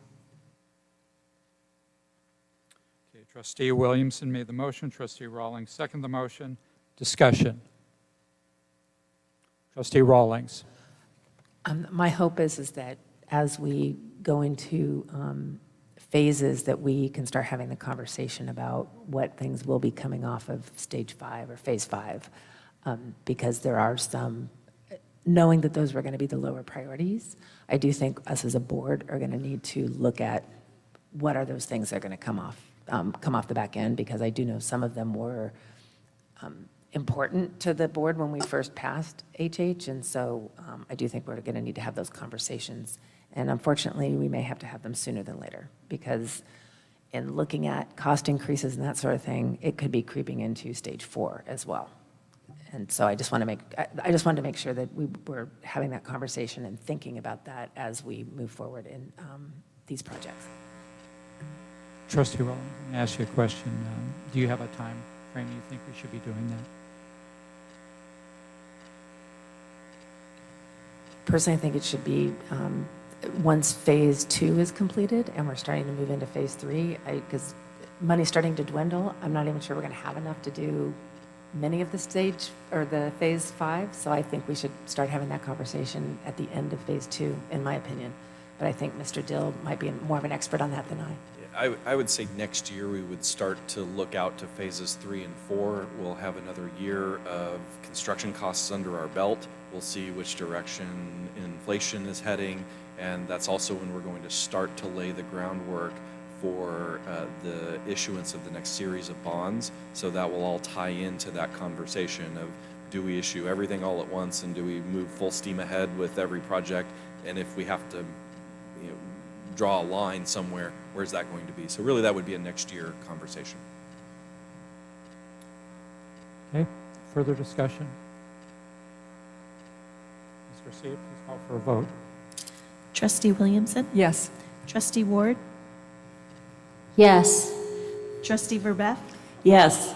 Trustee Rawlings? Yes. Trustee Pearson?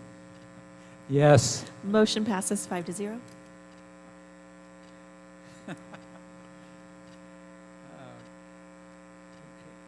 We're getting close to break time, obviously. Okay.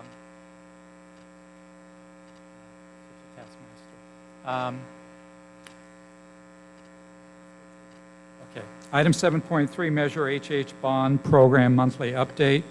Trustees, this is an information discussion item. I will now turn it over back to Mr. Dill. Thank you again. So this is just a quick update on all of the work that we have coming up this summer. And we will be posting an agenda for the Independent Oversight Committee meeting on Friday. In graphic form, you will see what I will be saying in words tonight. Everything that we've shared, we will be sharing with the IOC is information that the board has seen previously, so that agenda is nothing new. But this just serves as a reminder. First of all, I want to say that Director Jessica Kimbrell, who is our Facilities and Construction Planning Director, this evening is being honored at the Construction Management Association as the Owner's Representative of the Year. And so she is, she invited me, and I said I can't go. It's, but that is an award that she was nominated for and then voted on by the construction professionals in this county. And so it just shows how fortunate we are to have somebody who is so well respected in the construction industry, and it really is helping as we've been since she's come on board, as we've moved on with our phase 2 and beyond projects. Next month, we'll return to adding the monthly reports that you saw in Jefferson that I think the board was very pleased with, showing status of the project as well as budget. We will start with Jefferson and be adding all of the additional schools that will have work coming up in the summer, which will also be made available to principals for them to share with their communities as well. So the communication game starts up again next month as we ready ourselves for summer. So what are we working on right now? We have a number of requests for proposals out on the street for our construction partners that we're working with. We've been with more or less the same group of professionals for the last 5 years, from 2018 to now. It's best practices to go out every 3 to 5 years to see who is out there and willing to work for us and at what price and what their qualifications are. As of this afternoon, we have 20 letters of interest from architects. And so we're waiting to see what their proposals will come in and look at. We will conduct interviews and narrow down to a pool that we will bring with recommendations to the board to award a pool of architects, not for any assigned project yet. Tomorrow morning, we'll be meeting with construction managers. So we started with architects. We're going to construction managers tomorrow. Letters of interest will be due next week. So we'll see how many local construction managers are interested in submitting proposals. We've already awarded contracts, or I'm sorry, we've awarded the pool for our DSA inspectors. So that's 4 companies that we're working with. And then we are also have out on the street our bond program management firm. And we have 9 letters of interest from companies for that service as well. Upcoming work this summer, just across the parking lot at Calavera Hills Elementary, we will be placing a new STEAM classroom and doing the associated utilities and ADA site work necessary to put that modular building in place. That bid opening is on Friday, so we'll see how that turns out. Jefferson Elementary, we will be moving forward with completion of that project. So the 800s building, the 700s interior, playground equipment and surfacing, and also blacktop finishing will be happening over the summer there. We're also looking at that 800s building at the windows, which were not included in the original scope, and now we have a beautiful building with old windows that have scratches on there, so we're hoping we have some room in the contingency to really make that building fit in and look the same quality as the rest of the campus. At Aviara Oaks Elementary, we'll be moving forward with what we're calling increment 1 of that modernization project, working on interior finishes in the 500s and 600s building. We'll also be pulling back the berms at the exterior as that grass that goes right up to the middle of the wall is causing some issues with maintenance and water seepage, et cetera. So we're going to take those berms down. We have submitted to DSA and the city on the AOE project, so we are in for approval for the balance of work that we will be doing. So the rest of the hard construction and modernization at AOE. Everything that we're doing this summer is interior work that we don't need city approval to do, but we do have the okay from DSA. At Valley Middle, we are in DSA. We will be submitting to the city next week on work there, but we also similarly can do a number of projects this summer. So kicking off doing roofing in the 100s, 300s, 400s, 500s, 800s building. We'll be doing the interior of the 600s, so the refresh of that during the summer. The 400s and 500s will start on, but that will continue on through the end of the calendar year on that modernization project. So it really is a puzzle piece moving folks around. We also need to do some improvements to the quad area, so we will start that. That's also going to disrupt that center quad through December while we do some underground work there. Buena Vista, we are in the city and DSA. Actually, we'll be at the city next week, but we do have the civil and site work submitted to DSA. We're also working with city traffic on moving some fire lane access. Really, for the amount of work that we're doing there, we need to get approvals and comments back from DSA and the city before we get that work scheduled. So not much will be happening at Buena Vista, but as soon as we get go-aheads, we will move forward on that. Kelly Elementary, finishing up that project with the stormwater work that will be done in the parking lot. So big hole will be dug the day after school, as well as some additional interior finish work on the permanent buildings at Kelly that were not touched in the original phase. And then it is still our hope to complete Hope as well with the remaining stormwater grading and shade structure replacement at Hope. So we're still waiting on our permit on that. Last but not least, I'll just mention that we have a number of projects as well that are not through the bond program that we'll be doing. We'll be replacing rubberized playground surfaces at Calavera Hills Elementary, Pacific Rim, and Poinsettia. The board earlier this evening awarded that contract. You also awarded the contract to replace the gym floor at Carlsbad High School from the sprinkler damage that was caused. So we'll start demolition soon on that one. Within 10 days, we'll be getting building materials ordered, and our goal is to have that done over the summer before anyone comes back. So that is that's moving forward. And then the board also awarded our asphalt contract. And we have a number of asphalt projects over the summer, but I've forgotten them all. So I'll just say we will be doing some asphalt work and sealing across our blacktops and playgrounds. And that is the update on construction. And I'll take any questions if you have them. First, we have to see if there's any public comment, and then we'll take any questions. This is time for public comment. Have any blue cards been received? We do not have any blue cards. Okay. Staff, do you have anything to add? No? Okay. Trustees, now, do you have any questions? Trustee Williamson. Thank you, Mr. Dale. Could you provide a written copy of what you just gave us to us? Certainly. Thank you. Any other questions? Well, I should ask, that was a request from Trustee Williamson. I want to make sure everybody agrees with Trustee Williamson's request to staff. Thumbs for that. Okay. Great. Any other questions?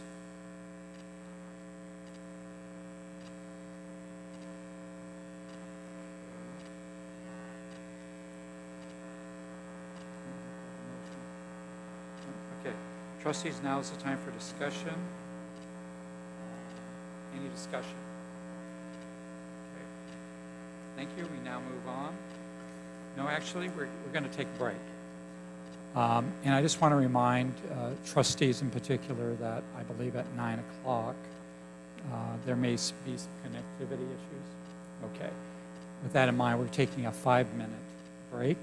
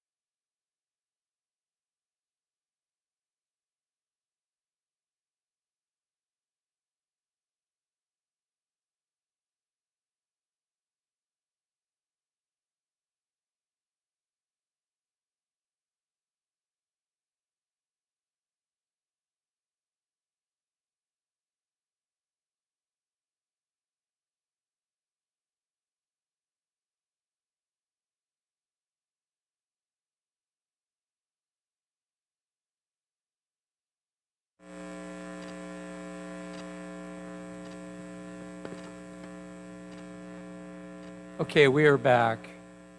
Item 7.4, nutrition program update. Trustees, this is an information discussion item. I will now turn it over to Mr. Dill. Thank you again, and it's my pleasure to also invite up to the table here Mr. Mark Chavez, who is our Director of Nutrition Services. This is his first opportunity to present to you tonight. Since he's been on board in the very beginning of January, he's had an opportunity to go out to all of our sites to evaluate our nutrition program. I can tell you that he has rolled up his sleeves and been a part of that program. I saw it yesterday. Actually, all of Cabinet saw it yesterday as he was preparing grapes at this school while participating in Cabinet. Dealing with some of the challenges that we have with labor shortages has given him no shortage of opportunities to really see firsthand how our kitchens work as he's been working there. Mr. Chavez comes to us with decades of experience in school nutrition programs, and I will say it's in his blood because his mother was a cafeteria worker, so he has followed in her footsteps and certainly has a passion for this. We are going to give an update this evening, mostly driven by Mr. Chavez, but I'll be chiming in as well, just on observations, the vision for incorporating additional fresh and locally sourced foods, some of the challenges and obstacles that we still continue to face, and then we'll be discussing governance requests that was made earlier this school year regarding ultra-processed foods, and then wind it all up and open it up for questions and discussions. So with that, I'll go ahead and turn it over to Mr. Chavez. Thank you, Mr. Dill. Let's pull that a little bit closer. All right. Well, thank you, Mr. Dill, and good evening, Superintendent, Board President, fellow trustees. It's a pleasure to be here. Again, my name is Mark Chavez, Director of Nutrition Services, and just to give you a brief background, I do have 17 years of experience in this space of child nutrition, from large to medium and smaller school districts. So it's a great pleasure to be here serving our community. Tonight, I have a brief update of the transition in leadership at this post that I've been able to run around all of our schools. I have visited every single school cafeteria, met with all of our staff, our nutrition services leads, and some of our school principals when I make visits, but at least they've seen me and interacted via Zoom.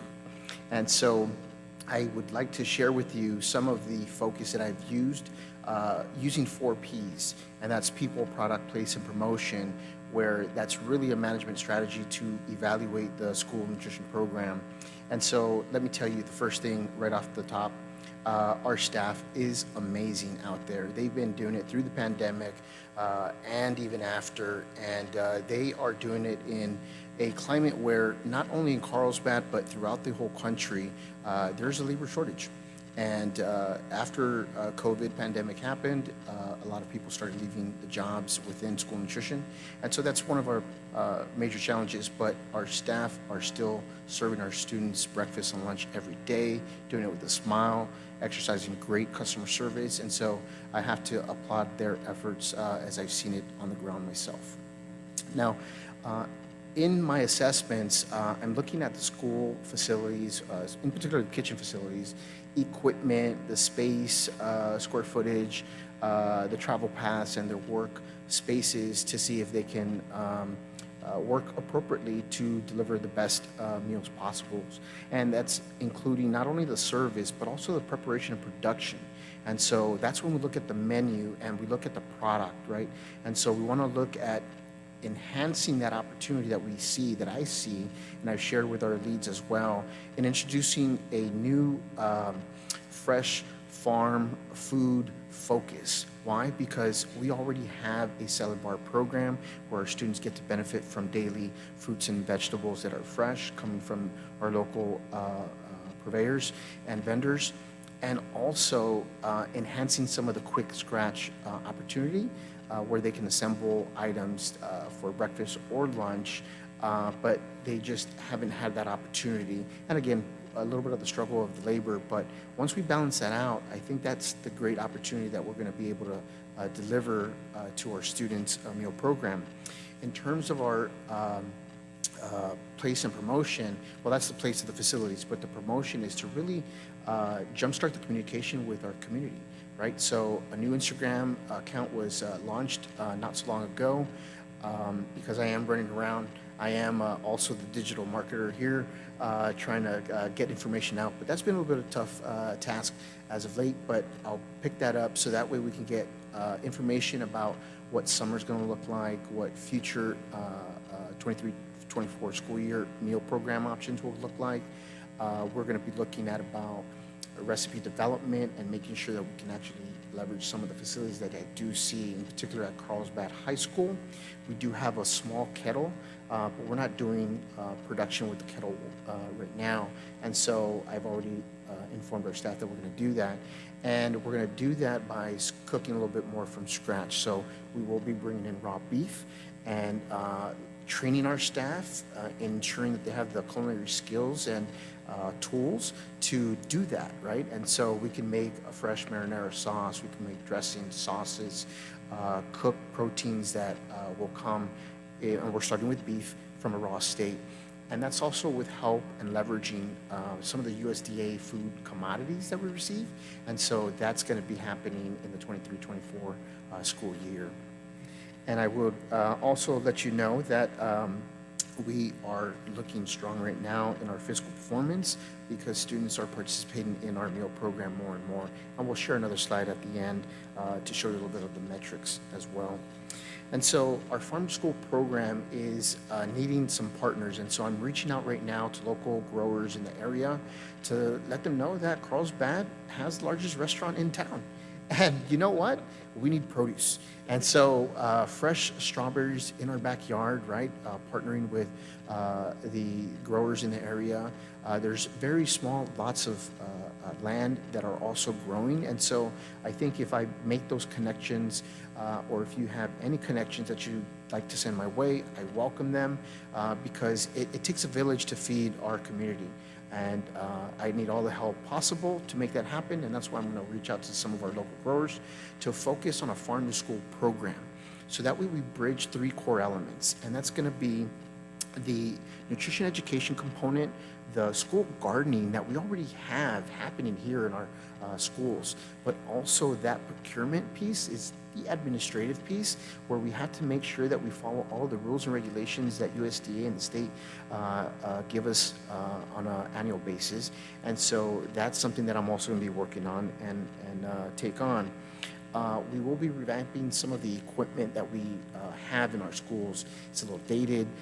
There's an inventory that we just performed, and it looks around to be $350,000, $100,000 on an immediate need to replace some of the ovens, milk coolers, refrigerators, and freezers just to store product. And so those are the low-hanging fruits that we have to go pursue to make the facilities appropriate for our staff so that they could do a good job. And so as we keep moving on, we wanted to talk a little bit about our board policy and respond to some of the inquiries that we received previously. So I'm going to defer back to Mr. Dill. Yeah, he's sending it back to me because I was here when this request was made. So the board may recall at the November meeting in evaluating board policy 3550, which is the nutrition services program policy, a request was made to modify one sentence where it says the district's food service program shall give priority to serving unprocessed foods and fresh fruits and vegetables. What was added in the request and to be brought back for further discussion before adoption was, and not serve any ultra-processed foods. I've done a lot of looking into this, looking for what is a standard or a regulatory definition of this. There's no shortage of summaries of what this could mean. Also, this definition seems to change every year. And I looked at one study or research paper from the National Institute of Health, which actually has a chart that shows over 8 years how the definitions have changed and foods have come on it and dropped off of it. And the purpose of that paper was to say this is something that policymakers need to make a decision on if they're going to regulate this type of food exactly how you define this. In terms of a government agency definition, there really isn't one. There's processed foods, which interestingly is mentioned in terms of importation and customs. So they tax it differently, they tariff it differently if food is imported in, and they give a definition of what that processed food is. But I put on the screen behind me, and you've seen it in the report that was attached to the board agenda, and this is a discussion that I had earlier in this room about, processing is really doing something to the food. And so, once you take it from its raw state, it's been processed in some way. And then the question is, to what degree has it been processed? There are some definitions now that have added another term called highly processed. So there's unprocessed, processed, and if ultra-processed gets too many different foods in, then they've created highly processed in between to define a different category of food. But in looking at all of those different definitions that are out there, depending on who has come up with it, a number of our current menu items would fall into one or more definitions of those types of food, such as breakfast cereals, the flavored milk, really any manufactured baked goods, any prepared foods such as salad dressings and sauces and pastas, breaded meats, etc., would fall into that definition. And so when we look at how that could potentially impact the menu, really we went back to what are the USDA nutrition requirements. And this chart on the right of your screen is what's called the USDA meal plan. And these are the nutrition standards that any provider in the National School Lunch Program must follow. And you can see for the different grade spans, different types of food items that must be served over the course of a week, and the minimum quantities at the top. And then down below, it gives further restrictions on maximum calories, the amount of sodium, trans fats are 0 across the board, sodium targets, and there's also sugar and carbohydrate, I think also as well, targets as well. So rather than look at a particular ingredient that might be used in one or more of our items, really what we want to focus on is we are serving and meeting this meal plan for all of the fruits and vegetables and healthy items above, and they all fit within the calorie and fat and sugar requirements. And so if we're doing that, we're meeting the goals of the program. And then beyond that, it gets back to the promotion and are students actually eating these foods or not. We're still giving the priority to serving unprocessed whole foods. When we also look at the studies that talk about the harm of the ultra-processed foods, the higher risk is for people that are eating diets that are high in those items. And we are always serving a balanced meal with fiber, with vegetables and other fresh ingredients, whereas the folks who really suffer from eating that food are really on the supersize me diet. They're the ones that are eating fast food every day and washing it down with a bag of Doritos and a Mountain Dew. So that's not what you're getting when you're coming up to our window. So what we would ask is that, well, actually, I'll turn it over to Mr. Chavez in just a moment, but what we would ask is that we hold off on adding the ultra-processed foods restriction on there simply because it's not well defined by an agency, that's not on the labeling requirements, so it's not something that you look at and it says this is ultra-processed, this is not processed, this is highly, this is just processed. You can't look at an item and know what it is unless you really dig into how do they manufacture it and what particular ingredient it would be. Many of the definitions that are out there come out of research studies, and they're tailored in a way to go after the boogeyman that they're after. So if they are concerned with meat, they really focus on meat. If they're focused on sugar or food additives or preservatives, they're really focused on those types of items, of which you're going to have a variety of those. The USDA is currently looking at revising its nutrition standards that you see in the chart, and maybe Mr. Chavez, you can say where the USDA is on that right now. Absolutely, thank you. And so right now, the USDA is taking public comment until, I believe, May 7th of this year, as they have posted their proposed rule changes to the regulations that are going to affect the entire country. And so that is focusing on some of the, when you talk about ultra processed foods, it's really sugar, fat foods. And so they are addressing the sugar. Sodium is another that's in the conversation right now, where they're trying to reduce the levels of sodium in the meals that we offer.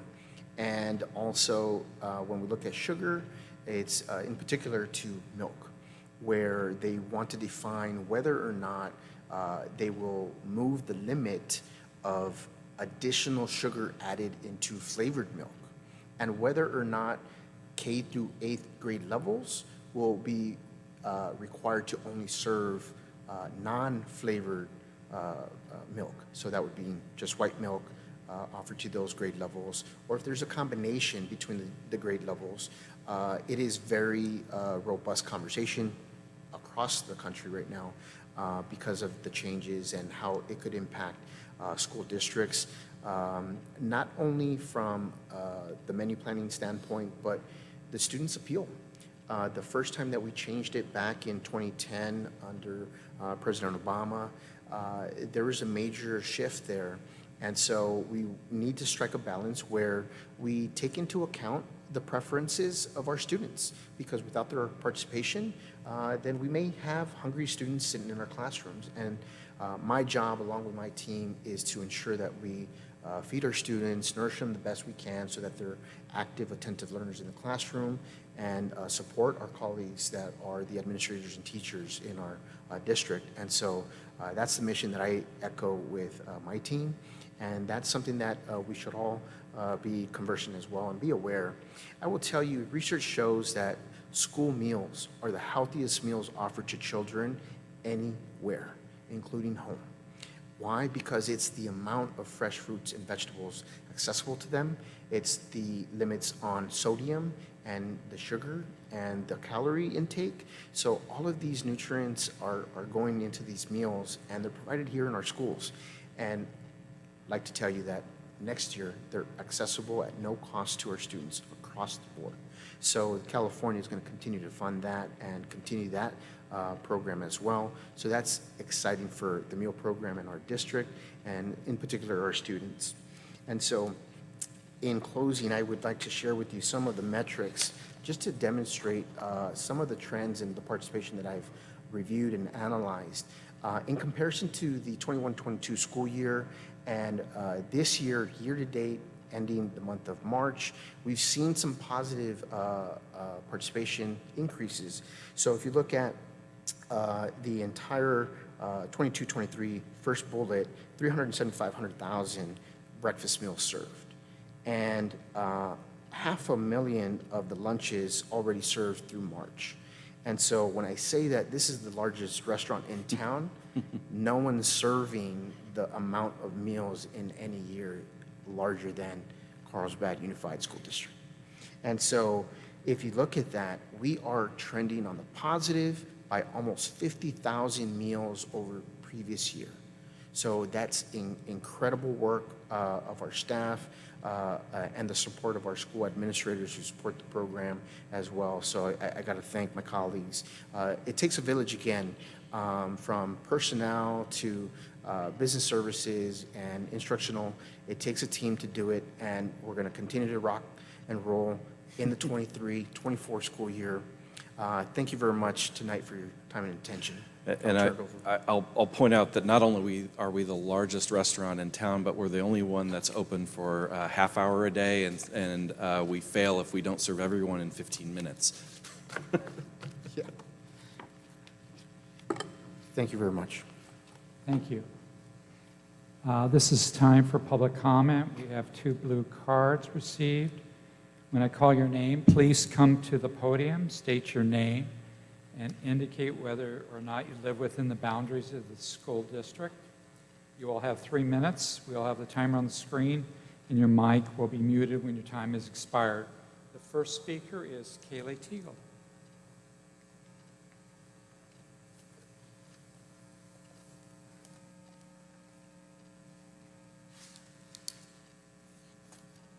Hello. My name is Kaylee Teagle, and I go to Sage Creek, and I wanted to talk about the plan that you guys were talking about for the nutrition.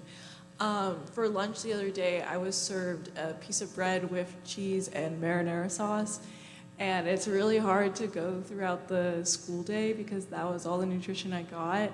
And then also, it's really hard for me to see students on campus just throw away like the apples and carrots they get, because they get the lunch and then they go, and as they're walking to it, like we have an academic mall at Sage, they just drop the apples and carrots in the trash can. And we've tried to do some different things about it, like put recycling and compost and stuff.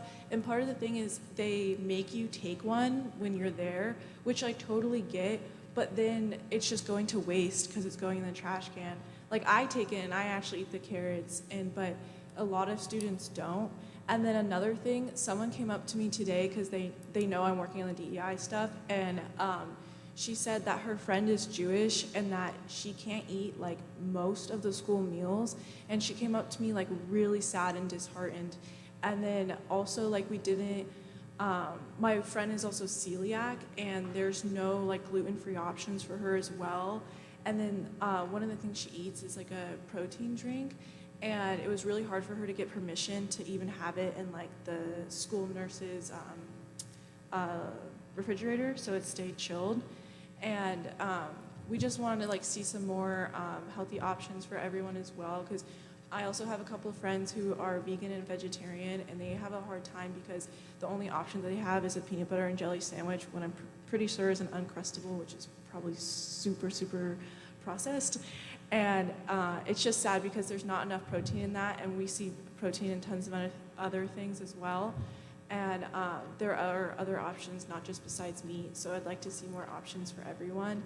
And also we have a big waste problem with plastic. I know Sage Creek, we're so lucky to have our Genius Project, and some kids are trying to do that. And it's just, we get a salad and we get the entire thing is made out of plastic, and then we get another container, and it's plastic, and we get another container, and it's plastic, and then you're given a plastic fork, which is why I really love that you're bringing back the salad bar, because I love that, like a lot. And so I'm happy because then kids can choose what they want when they're going down there, because if they don't want carrots, don't grab the carrots, but say they like love broccoli, they can get the broccoli. And then also, I just wanted to thank everyone, because I don't know how you guys do this at night, and I really, really appreciate you guys. And I hope you go to sleep after this. And I hope I give you a good laugh too, because this has been a long meeting. You guys are great, and I've been in Carlsbad since I was in kindergarten, and I love it here. Thank you, Kaylee. Our next speaker is Courtney Huggins, Courtney Huggins.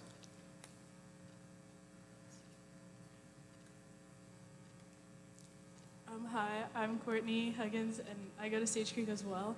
Kaylee pretty much took all the talking points, but I do want to reiterate my support. I really do think a salad bar is a great idea, because I remember in elementary school we had those choices, and I love having the ability to put as much vegetables as I want and not being forced to just take a can of garbanzo beans to eat every day.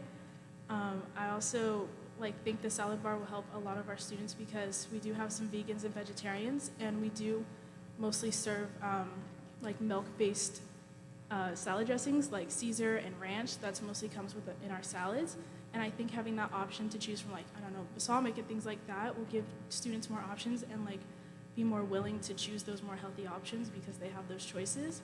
I also think we need more choices when it comes to gluten-free and vegan and vegetarian, because I think every Monday is a vegetarian meal, and even then it's not always a good one. And so people don't feel like they want to eat those options, and so if they don't want it, then they go hungry for the rest of the day. And I have a friend who can't eat gluten, and she had forgotten her lunch that day, and all we serve is pretty much a salad, and that's the only I think, gluten-free thing we serve. So she wasn't able to eat anything that day. She had to go through the rest of her day starving. So I just think we need more options, like as a district, because some kids just aren't eating because they don't have the option to. That's all. Thank you. Thank you. Next. Staff, do you have anything to add? Yeah, if I may. Yeah, sure. Thank you. Well, thank you very much to our students, and I will see you at the windows when I serve at Sage Creek. Say hi. So this is fantastic feedback, because this is the feedback that we need, right, in order to enhance and improve the meal choices for our students. And so survey of our students to identify their preferences is key to make a successful program, so thank you for that. Some great things that I picked up on here. So yes, more vegan, plant-based options. There is a growing small population of our students that prefer those choices. And so right now, we don't have a wide variety, but as a whole food service industry, those things are coming across. There's very few items tailored to schools that have met those targets that we just talked about in our presentation earlier. And so I'll give you something as a takeaway to our students that hopefully are watching at home, or they'll get the message through their schools. But I'm working on more vegan and more vegetarian options. Something that I came across that's pretty cool is a Beyond Meat puff pastry, plant-based, right? And so a puff pastry with something that is protein on the inside, warm and nice to the bite. That's something I'm trying to work on bringing as students are asking for these options. Bringing the salad bars, we just talked about that, right? More salad bar relaunching, re-imaging of that is necessary. It's going to be a little bit of a balancing act because we do need more staff to be able to watch those areas and continue to replenish the bars as our students consume the goods that are there. So that's happening. We are looking to be more eco-friendly with Mother Earth because we do use some styrofoam trays, but I'm looking to convert that to more recyclable material. And that's primarily focused on the elementary school sites. But I think after we exhaust our inventory and finish this year, I will eliminate that and convert to a different tray that's more eco-friendly. The waste at Sage Creek High School, there is a genius project that I'm working on. Our administrator at Sage Creek reached out to me. I said, sign me up, let's go. I had my first meeting. I'm working with two students that are looking to best strategize on how to create a shared table or a shared landing zone to collect the food items that students don't want. Students are right. They do have to, at the point of service, take half cup fruit or vegetable at lunch. And so that is a federal mandate. And so when they don't want it, to put it in some sort of share table or recycling box is going to be a great solution to that issue. But they're taking another step forward to identify where we can donate and do a food recovery effort as well. We've talked a little bit about the logistics going both ways. They've got my full support, the school support, introduce them to the lead and the staff at Sage Creek. So we're going to designate refrigeration space for those foods that need to be kept cold. For anything that is already hot and already touched by the student, we're not going to be able to use that because of public health code requirements that is going to limit that effort a little bit. But it's an awesome genius project. I'd like to report maybe at the end of the school year to see how that goes. All right. That is it for me in response to some of those, but I'll take questions if any. Trustees? Trustee Rawlings? I have several questions. As far as the issue with hiring, Mr. Grove, are most of the nutrition services, are they part-time employees? And how many hours do they normally work? Yes, they are, and they work varying schedules depending on the circumstances. Mr. Chavez, I think, could better address what his staff is working by site. That's correct. So the staff usually, they're part-timers. They usually work from anywhere between 2-hour shift as a nutrition services assistant, that's the entry-level classification in our job family, up to maybe 6 hours at the top end. And so our leads are probably somewhere between the 7 to 7.5 hours, depending on the volume of students at the campus and the meals that they serve. And so that's typically the work schedules. Is the fact that they're part-time, is that contributing to the recruitment issues? That they're not eligible, that they can find a full-time job elsewhere, and so they're not applying for the jobs because they're part-time? It is a significant factor. You know, everyone's hiring for an 8-hour job with a higher wage, and we're a more limited number of hours per shift, and with perhaps now a lower wage. So we are challenged in that regard. I think across the board, on an average in food service, now I'm seeing anywhere between $18 to $22. I could say two of my boys just got hired for Wild Rivers in the kitchen, following Dad's footsteps, I guess. But they're getting paid $22. And they're 18 and 19 years of age. So it's something that we're going to probably have to review and evaluate. Yes. Yeah, you know, and I'll point out that these positions have traditionally been filled by people who are seeking part-time work. A lot of times it's folks who do have kids at home, and so it's a great job to work in the middle of the day. You drop the kids off at school, you're home by the end of the day. So it has always appealed to a certain number of people that really want that type of opportunity. And I think, you know, while everything is true that we've said about the challenges here, you know, I think there will always be a market for part-time workers in the middle of the day. And this is just, you know, the same symptom that we see everywhere across the workforce. We have difficulty hiring full-time people too in other job classifications. It has been discussed, though, that as we perhaps move to more scratch cooking, that we could employ people for a longer portion of the day, that would be in fact required. So that is something that's under consideration. Sure. Trustee Rawlings. Thank you. As far as the, when you were talking about serving beef, if there's a student that has health concerns when it comes to red meat, what would they do on that day that you serve that? So on every day, we need to have multiple options, so not just one. And that's currently happening in all of our schools, where at least 2 choices are offered. The secondary levels have more options available on a daily basis. But this is not just to focus on serving meat, but it's really, again, leveraging the donated USDA food commodities that are provided to us as a meal program. And so beef, chicken, pork, fish are some of the proteins available right now. Trustee Rawlings. Thank you.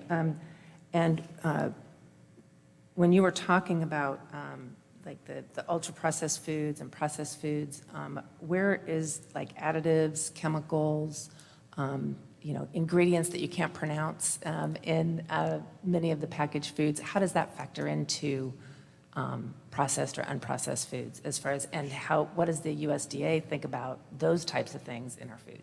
So back since the 2010 transition into the meal standards, one of the things that they immediately eliminated, as we talk about additives and preservatives and trans fat, is one of those. And so trans fat was eliminated, so our school meals cannot have trans fat whatsoever, and that's something that is found in ultra processed foods.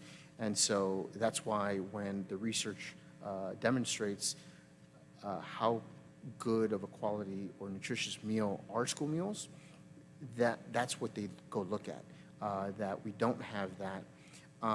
When I look at menu planning for the future and work with our staff, we're going to try to look at developing a more clean label requirement so that we eliminate some of these additives, preservatives that we don't really need. And so when we talk about farm fresh food focus, that's part of that mission. So just to be clear, that's happening next year? Is that what we're saying? It's going to be work in progress. I'm not sure if it'll happen, over the summer.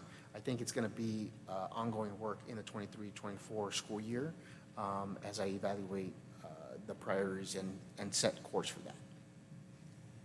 Yeah, and I would say that the flexibility that we still need is what do the purveyors have in stock and are able to give us, because there are times when there are just shortages of other items and we're limited in what we can even get them to deliver at this point. And so while the goal is to continue to move to all of these healthier and fresher options, we need to have a little bit of flexibility in order to keep food on the shelf that is ready to be served and students will eat.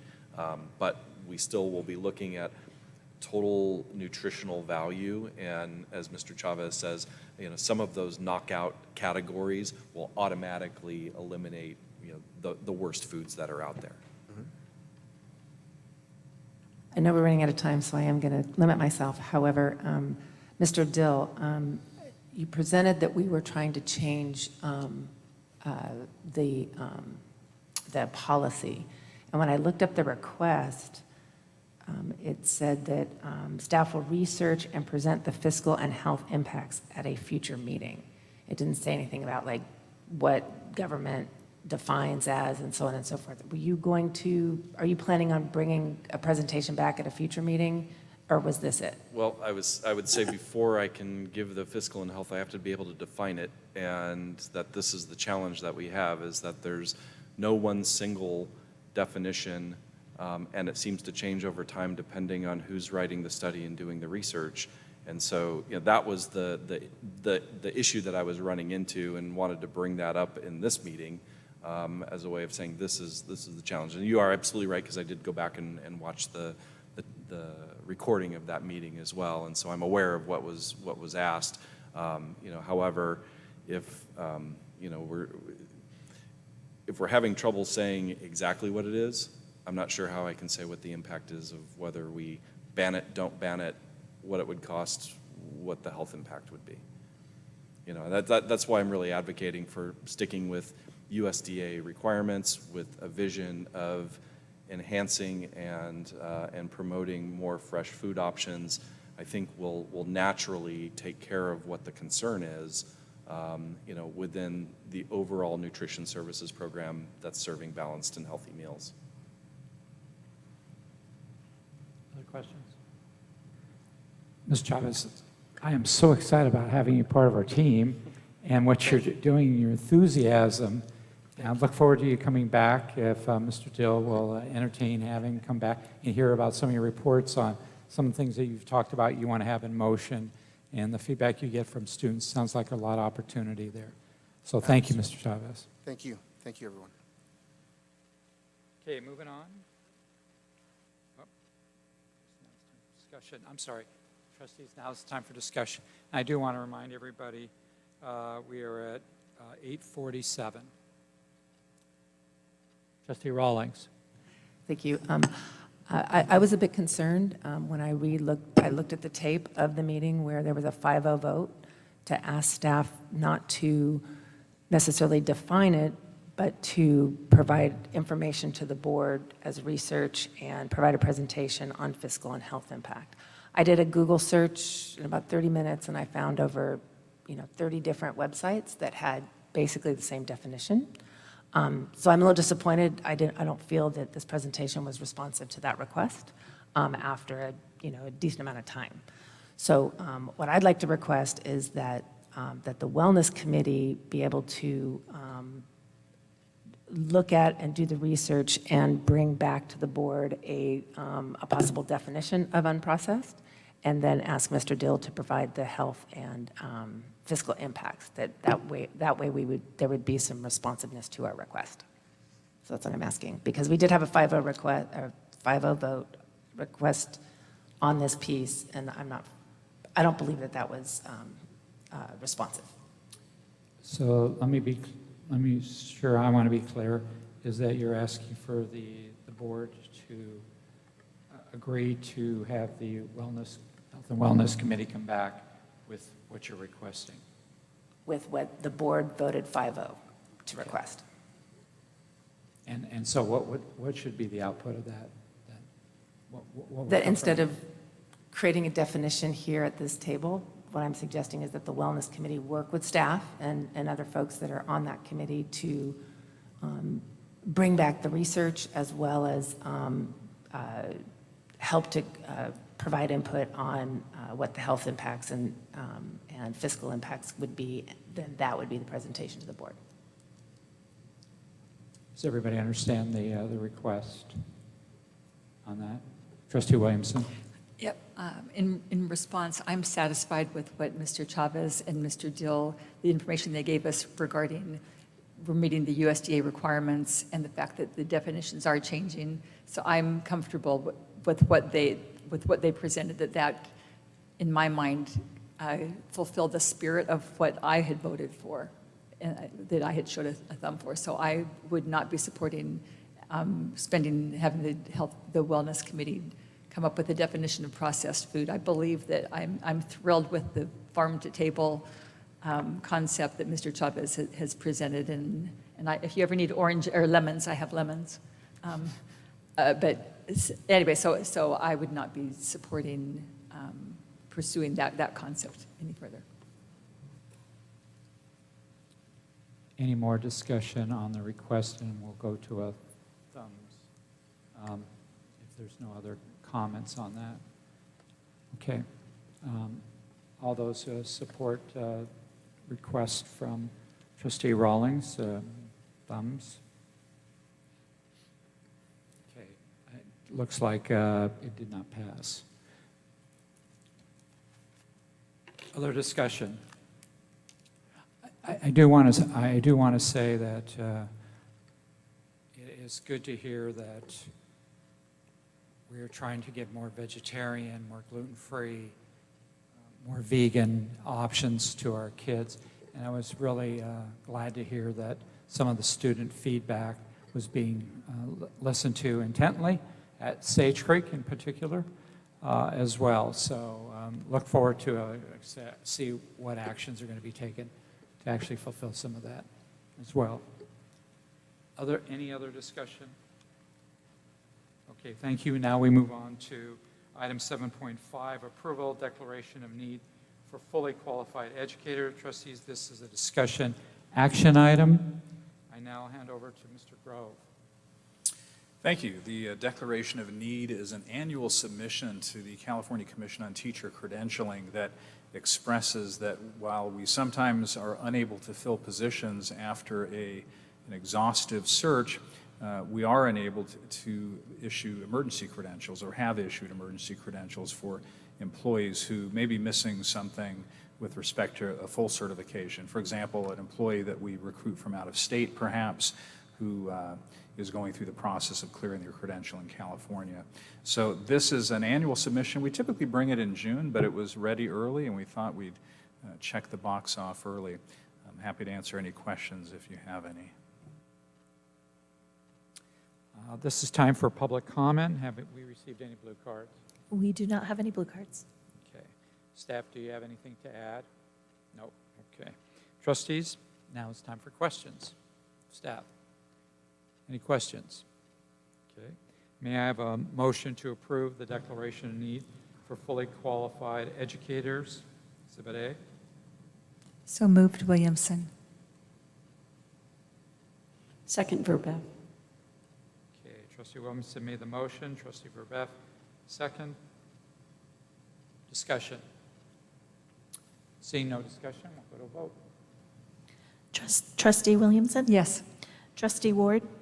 Yes. Trustee Verbeff? Yes. Trustee Rawlings? Yes. Trustee Pearson? Yes. Motion passes 5-0. Thank you. We now move on to item 7.6, approval, Assistant Superintendent Personnel Services Employment Contract. Trustees, this is a discussion action item. I will now hand over to Dr. Churchill. Thank you. You have before you the contract for Ms. Megan Arias, our request to approve her contract as Assistant Superintendent of Personnel Services, succeeding Mr. Rick Grove when he retires.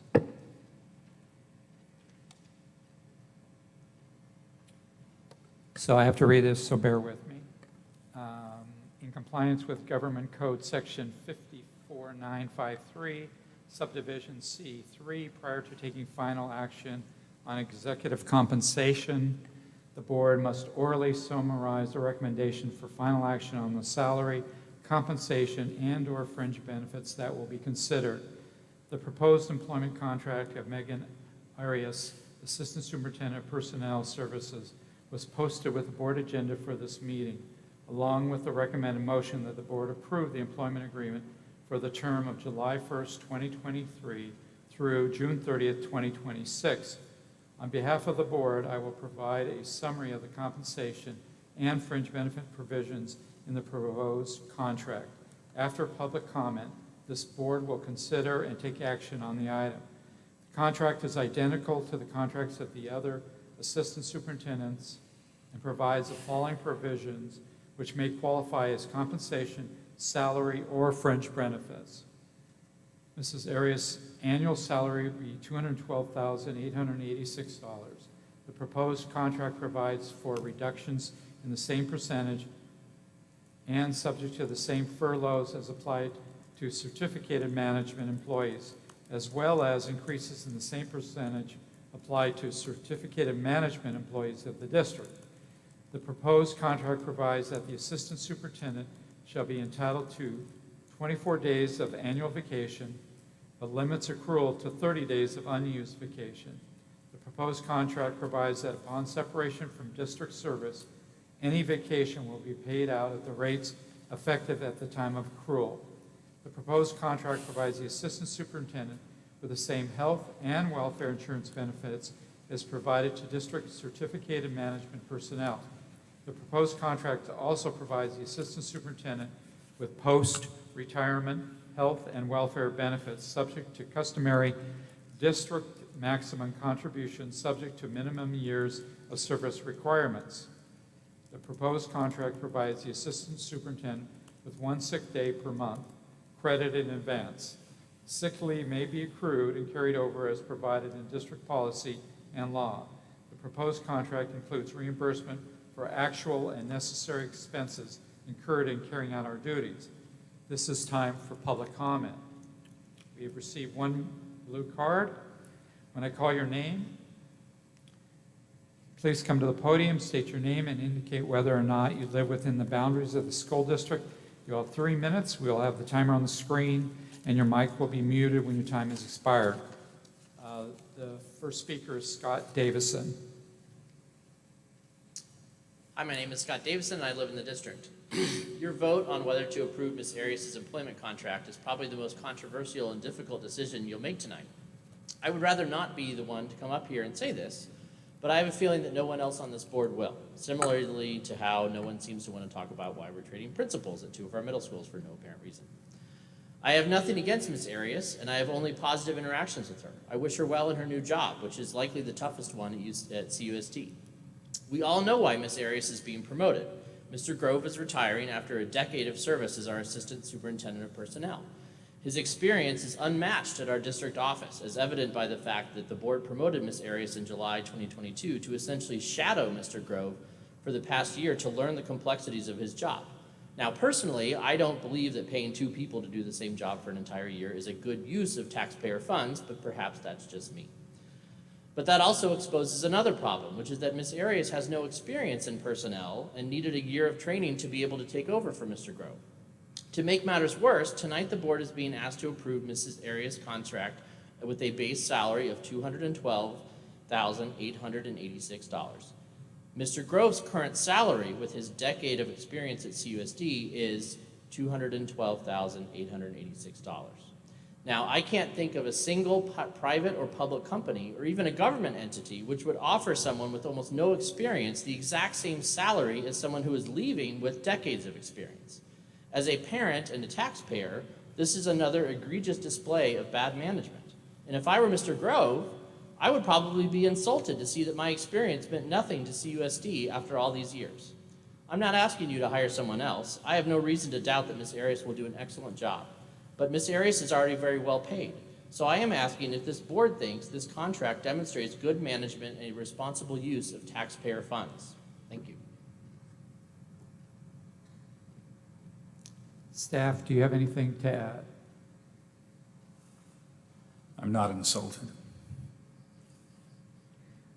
Trustees, do you have any questions? May I have a motion to approve the employment contract Exhibit A for the new Assistant Superintendent Personnel Services effective July 1st, 2023? So moved. Need a second? Second, Williamson. Discussion.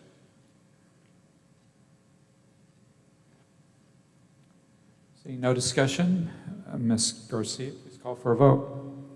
Trustee Williamson? Yes. Trustee Ward? Yes. Trustee Verbeff? Yes. Trustee Rawlings? Yes. Trustee Pearson? Yes. Motion passes 5-0. Item 7. Point of order. May I ask that we consider tabling 7.8 and governance reports and requests until the following meeting? It's 9 o'clock, or 8:59. Okay.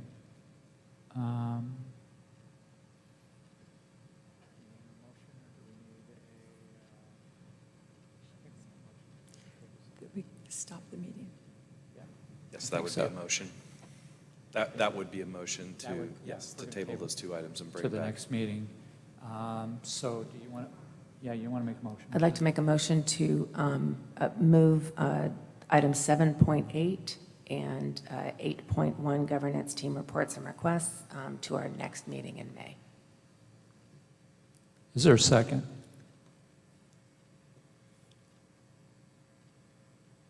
I'll second. Discussion? Was it 7.8? Yes, it was the board policies and 8.1, the team governance requests and team reports. My understanding is there's a degree of urgency on 7.8. Staff? There is the board policy on graduation requirements that pertains to this graduating class.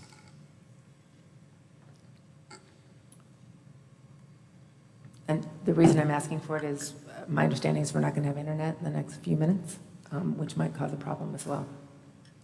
Dr. Churchill? Yeah, just for clarification, AT&T let us know that beginning at 9 p.m. they'd be investigating our recent causes for internet outages, and there may or may not be disruptions to service starting at 9 p.m. So we simply don't know whether or not there'll be any disruptions. If there is a disruption, can we continue to conduct the business of the board, Dr. Churchill? Yes, sir, we just would not have a live stream. Which means that everyone's laptops will go dark, essentially. No, not necessarily. Okay. No. Okay. It's the YouTube stream that we would definitely drop, and there may be issues if you're trying to get something on your laptop. Yeah, so you should pull it up right now so you have it. Yeah, I just saved all my stuff. So what that means is people will not be able to see the board meeting in the worst case. Is that what I understand? Okay.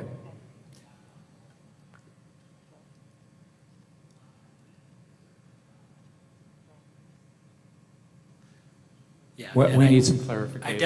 I did just get some clarifying information that it's not this year's graduating class, it would be next year's graduating class, if that helps at all. Yay. I'm still interested in meeting as long as we need to. I mean, as long as we have internet, let's go for it.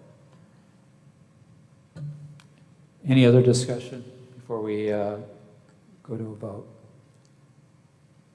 Okay. Okay, Trustee Williamson? No. Trustee Ward? Yes.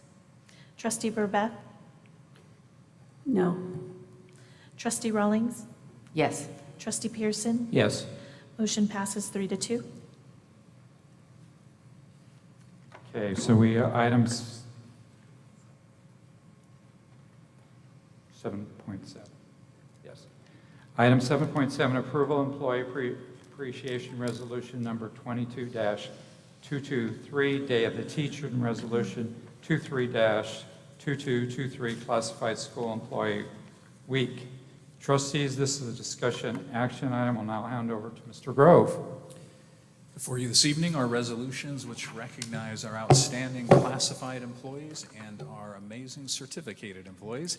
It's worth noting, as I do each year, that we adopt the resolutions provided by the state of California. Our dates vary somewhat from dates celebrated across the country, and it is why we have a Day of the Teacher and a Week of the Classified Employee.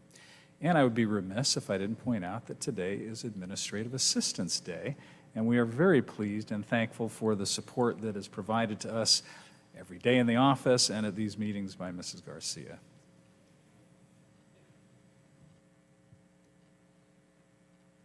This is time for, thank you, Mr. Grove, by the way. This is time for public comment. Have any blue cards been received? We do not have any blue cards. Staff, do you have anything to add? Trustees, do you have any questions?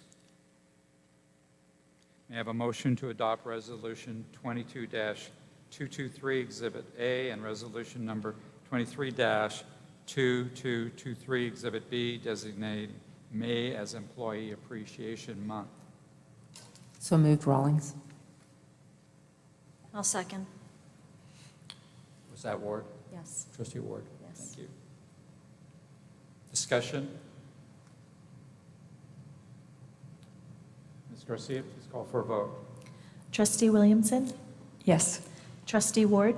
Yes. Trustee Burbeth? Yes. Trustee Rawlings? Yes. Trustee Pearson? Yes. Motion passes 5-0. Thank you. We'll now move on. What will we move on to? Reading. We'll read the resolutions. Resolutions we have to read out loud, yes. Does everybody have the resolutions in front of them? Okay. So I think it's been our practice. Which order do we go in here? Start with Trustee Williamson? Okay. Whereas education is the most vital activity that we as a society undertake to ensure the well-being of the nation, and Whereas education is, in large measure, the result of the talent and commitment of teachers, and Whereas teaching is a profession characterized by skill, knowledge, discipline, tenacity, and creativity in the delivery of instruction, and Whereas teachers are a source of caring, concern, counseling, empathy, warmth, and love, and Whereas teachers deserve widespread recognition and gratitude for their performance, and Whereas teachers at the Carlsbad Unified School District exemplify all of these qualities, and whereas teachers of the Carlsbad Unified School District educate and motivate students who have not succeeded in other educational settings or have special needs that require unique skills and compassion. therefore be it resolved that the Carlsbad Unified School District Board of Trustees and the Carlsbad Unified School District Superintendent join with the governor and the state legislature in declaring May 10th, 2023 as the Day of the Teacher. be it further resolved that the Carlsbad Unified School District this 26th day of April 2023 hereby passed and adopted Resolution number 22-2223 by the following vote. 5 ayes. Okay. Go on to resolution number 23-223, Classified School Employee Week. Why don't we pick it up from Trustee Rawlings? whereas classified employees serve the people of the city of Carlsbad through their work at the Carlsbad Unified School District, and Whereas classified employees continually assist the Carlsbad Unified School District in its commitment to provide quality educational programs and services to the children of Carlsbad, and whereas classified employees individually and collectively set an exemplary standard of performance and commitment, and Whereas classified employees provide knowledge, skills, and expertise that are relied upon by staff throughout the organization. And Whereas classified employees serve a vital role in providing for the welfare and safety of Carlsbad Unified School District's students. Therefore, be it resolved that the Carlsbad Unified School District Board of Trustees and the Carlsbad Unified School District Superintendent express their gratitude and commend all classified employees for their service to the Carlsbad Unified School District, and join the California State Legislature in designating the week of May 21st through May 27th, 2023 as Classified School Employee Week. Be it further resolved that the Carlsbad Unified School District, this 26th day of April 2023, hereby passed and adopted resolution number 232223 by the following vote, 5-0. Thank you all. Thank you for those great resolutions and a great team we have here at Carlsbad Unified. Okay, we are part 9, continuation of oral communications on agenda items if necessary, and I don't think we have any blue card. Okay. We are going to adjourn to closed session. Thank you. We are going to return to closed session and... No action. No action. Okay. So I believe we close this meeting.